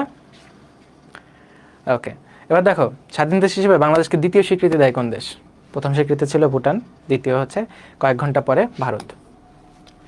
স্বাধীন রাষ্ট্র হিসেবে স্বীকৃতি দিয়েছিল 1971 সালের ডিসেম্বর মাসের কোন তারিখে? 6 তারিখ। দেখো এই প্রশ্নটা 3বার আসছে। বীরত্বসূচক খেতাব কবে দেওয়া হয়েছিল? এটা দেওয়া হয়েছে তোমার 1973 সালে 15 ডিসেম্বর, ঠিক আছে? 1973 সালের 15 ডিসেম্বর এটা গেজেটভুক্ত হয়েছে আর কি। খেতাব তো তোমার মুক্তিযুদ্ধের পর থেকেই এটা মানে দিবে এরকম নাম চলতেছে, সবারটা লিস্ট করে তোমার গেজেট আকারে বের করতে করতে তখন 73 সালের 15 ডিসেম্বর এটা ঘোষণা করা হয়েছে আলটিমেটলি। ঢাকা কারাগার থেকে প্রকাশিত দেয়াল পত্রিকার নাম হচ্ছে দিশারি, ঠিক আছে? দেয়াল পত্রিকা মানে ওয়াল ম্যাগাজিন, যারা হচ্ছে বন্দি ছিল কারাগারে, রাজবন্দি বা অনেক সময়, তারা বিভিন্ন জিনিস লেখালেখি করতো। এই লেখালেখিগুলো তোমার হচ্ছে এই যে একটা ম্যাগাজিন আকারে প্রকাশ করা হতো, যেটার নাম ছিল হচ্ছে দিশারি। এরপরে স্বাধীনতা যুদ্ধে অসামান্য বীরত্বের জন্য বিডিআর সদস্য বীরশ্রেষ্ঠ পুরস্কারে ভূষিত হন। এখন দেখো, আমরা মুক্তিযুদ্ধ যে পড়ি, ঠিক আছে, বীরশ্রেষ্ঠ যে পড়ি 7জনের মধ্যে একজন হচ্ছে তোমার বিমান বাহিনী, তাই না? বিমান বাহিনীতে হচ্ছে একজন, নৌবাহিনীর হচ্ছে একজন, তাই না? এরপর আসো সেনাবাহিনীর কয়জন আর ইপিআর এর কয়জন বলো? ইপিআর বা বিডিআর, তাই না?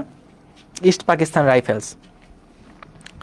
পাকিস্তান রাইফেলস এটা পরবর্তীতে মানে ইপিআর ছিল, পরবর্তীতে বিডিআর হয়, এবং বিডিআর থেকে পরবর্তীতে তোমার কিন্তু বিজিবি নামকরণ করা হয়েছে, তাই না? সেনাবাহিনী ছিল হচ্ছে 3জন, নামগুলো বলতে পারবা কে কে? 2জন সিপাহী ছিল এবং একজন ক্যাপ্টেন ছিল। কে কে সিপাহী? হামিদুর রহমান, সিপাহী মোস্তফা কামাল, 2জন সিপাহী এবং একজন কি ক্যাপ্টেন মহিউদ্দিন জাহাঙ্গীর, তাই না? এই তিনজন ছিল হচ্ছে তোমার সেনাবাহিনীর, তাহলে সেনাবাহিনীর হচ্ছে তিনজন, তাহলে বাকি থাকলো হচ্ছে ইপিআর বা বিডিআর, এটা ছিল হচ্ছে কয়জন? ইপিআর ইস্ট পাকিস্তান রাইফেল ছিল, পরে বাংলাদেশ রাইফেলস হয়েছে, ঠিক আছে? আগে তো ইপিআর ছিল, পরবর্তীতে বিডিআর হয়েছে, ইপিআর অবলিক বিডিআর। তাহলে কয়জন থাকে বলো তো? দুইজন।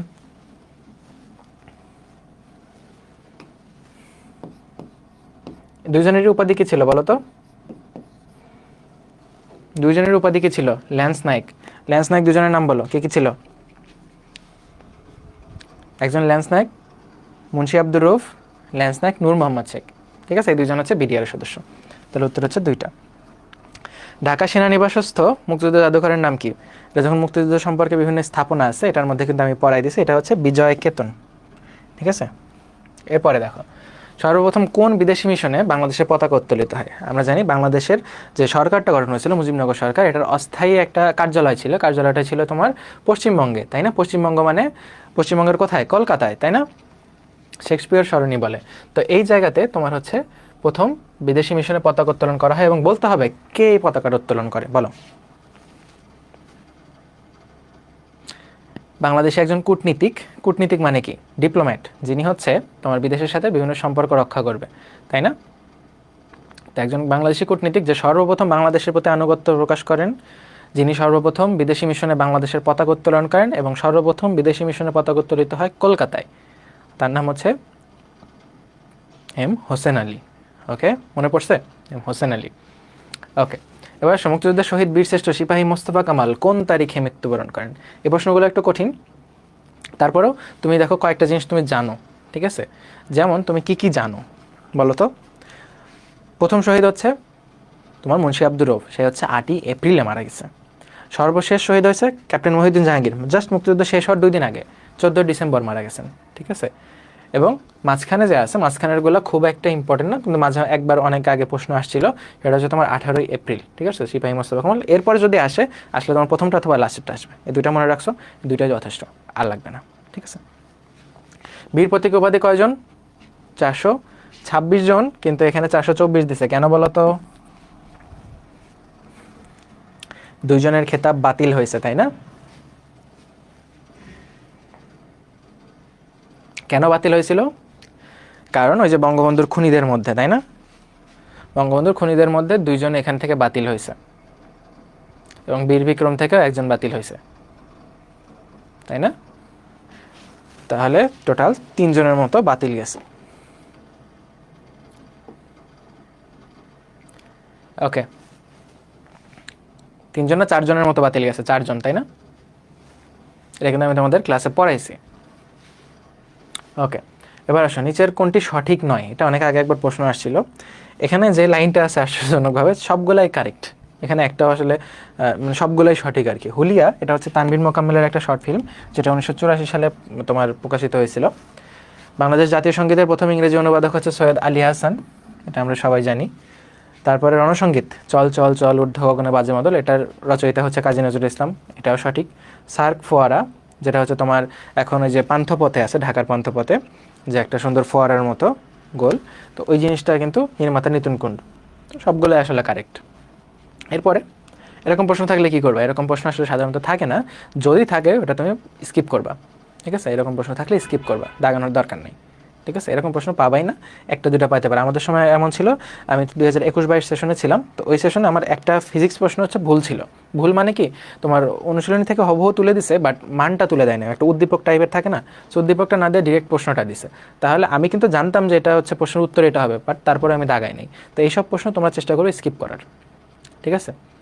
এরকম প্রশ্ন তোমার হচ্ছে 10-20টা থাকে না, খুব হলে একটা থাকে, নাহলে থাকেই না, কারণ প্রশ্নটা তো প্রুফরিড করা হয়। এরপরে মোরা একটি ফুলকে বাঁচাবো বলে যুদ্ধ করি, এই গানটির শিল্পীকে?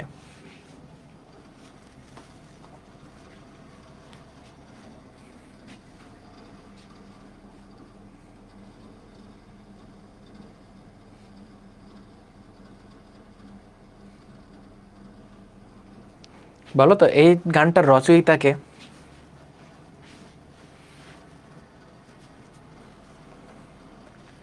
আমি তোমাদের একটু আগে বলছিলাম যে হচ্ছে খুব বিখ্যাত বিখ্যাত যে মুক্তিযুদ্ধ ভিত্তিক গান আছে সবগুলোর রচয়িতা হচ্ছে তোমার গোবিন্দ হালদার। যেমন হচ্ছে এই যে একটি ফুলকে বাঁচাবো বলে যুদ্ধ করি, তারপরে হচ্ছে পূর্ব দিগন্তে সূর্য উঠেছে, তারপরে এক সাগর রক্তের বিনিময়ে এই যে এই গানগুলা কিন্তু রচয়িতা হচ্ছে তোমার গোবিন্দ হালদার। কিন্তু এই গানটা তোমার হচ্ছে সুরকার এবং গীতিকার দুইটাই হচ্ছে আপেল মাহমুদ। মুক্তিযুদ্ধ ভিত্তিক প্রামাণ্য চলচ্চিত্র নাম কি? Stop genocide.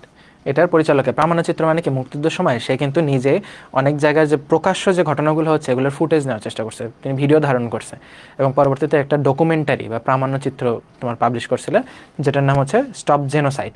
এটার পরিচালক ছিলেন হচ্ছে জহির রায়হান এবং তার কাছে আরও অনেকগুলো ক্লিপ ছিল যেগুলোতে আসলে দেখা গেছে কিছু মানুষ যারা হচ্ছে তোমার আসলে মুক্তিযোদ্ধা না, তারা মুক্তিযুদ্ধের রাজাকারের ভূমিকায় ছিল, বাট পরবর্তীতে তারা নিজেদেরকে নেতা বলে দাবি করতেছে, অনেক মানুষের জনদরদি হিসেবে সামনে আসতেছিল, তাদের কিছু ভিডিও ফুটেজ বা অনেক কিছু ছিল তার কাছে। এবং এই কারণে পরবর্তীতে কিন্তু জহির রায়হানকে তোমার কিন্তু বাড়ি থেকে আসলে তুলে নেওয়া হয়েছিল, পরবর্তীতে তাকে কিন্তু আর খুঁজে পাওয়া যায়নি। পরবর্তীতে যখন শেখ মুজিব দেশে আসেন তখন কিন্তু জহির রায়হানের বোন তার খোঁজে শেখ মুজিবের কাছে গিয়েছিলেন যে হচ্ছে আমার ভাই কোথায়, আমার ভাইকে ফেরত দেন, ঠিক আছে। কিন্তু তখন সে বলে বেশি কথা বলো না, তুমিও গায়েব হয়ে যাবা, ঠিক আছে। তার মানে জহির রায়হানের কাছে এমন কিছু ছিল যেগুলো যদি প্রকাশ হইতো তাহলে অনেকেরই পর্দা ফাঁস হয়ে যেত, ঠিক আছে। তো জহির রায়হান ছিল এমন একজন ব্যক্তিত্ব।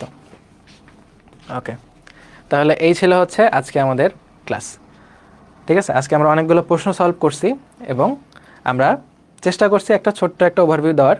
প্রথম দিকে যে জিনিসটা তোমরা চেষ্টা করবা খাতাতে একটা নোট করতে, যে তোমার ওই যে ছকটা কীভাবে তুমি লাইনটা টানতেছো, কোনটার পরে কোনটা আসতেছে, তুমি যদি একটার সাথে একটা ধাপ ধাপ করে পড়তে থাকো, তুমি কী করবে টাইম লাইনটা দেখে আজকে ধরো দুইটা জিনিস পড়বো, আজকে হচ্ছে মৌর্য পড়বো, গুপ্ত পড়বো, এরকম করে তুমি একটা জিনিস রিভিশন দিবা বা এরকম করে তুমি ছক ছক করে বানায় রাখতে পারো। তো এই জিনিসটা তোমার কাজে দেবে কুইক রিভিশনের ক্ষেত্রে।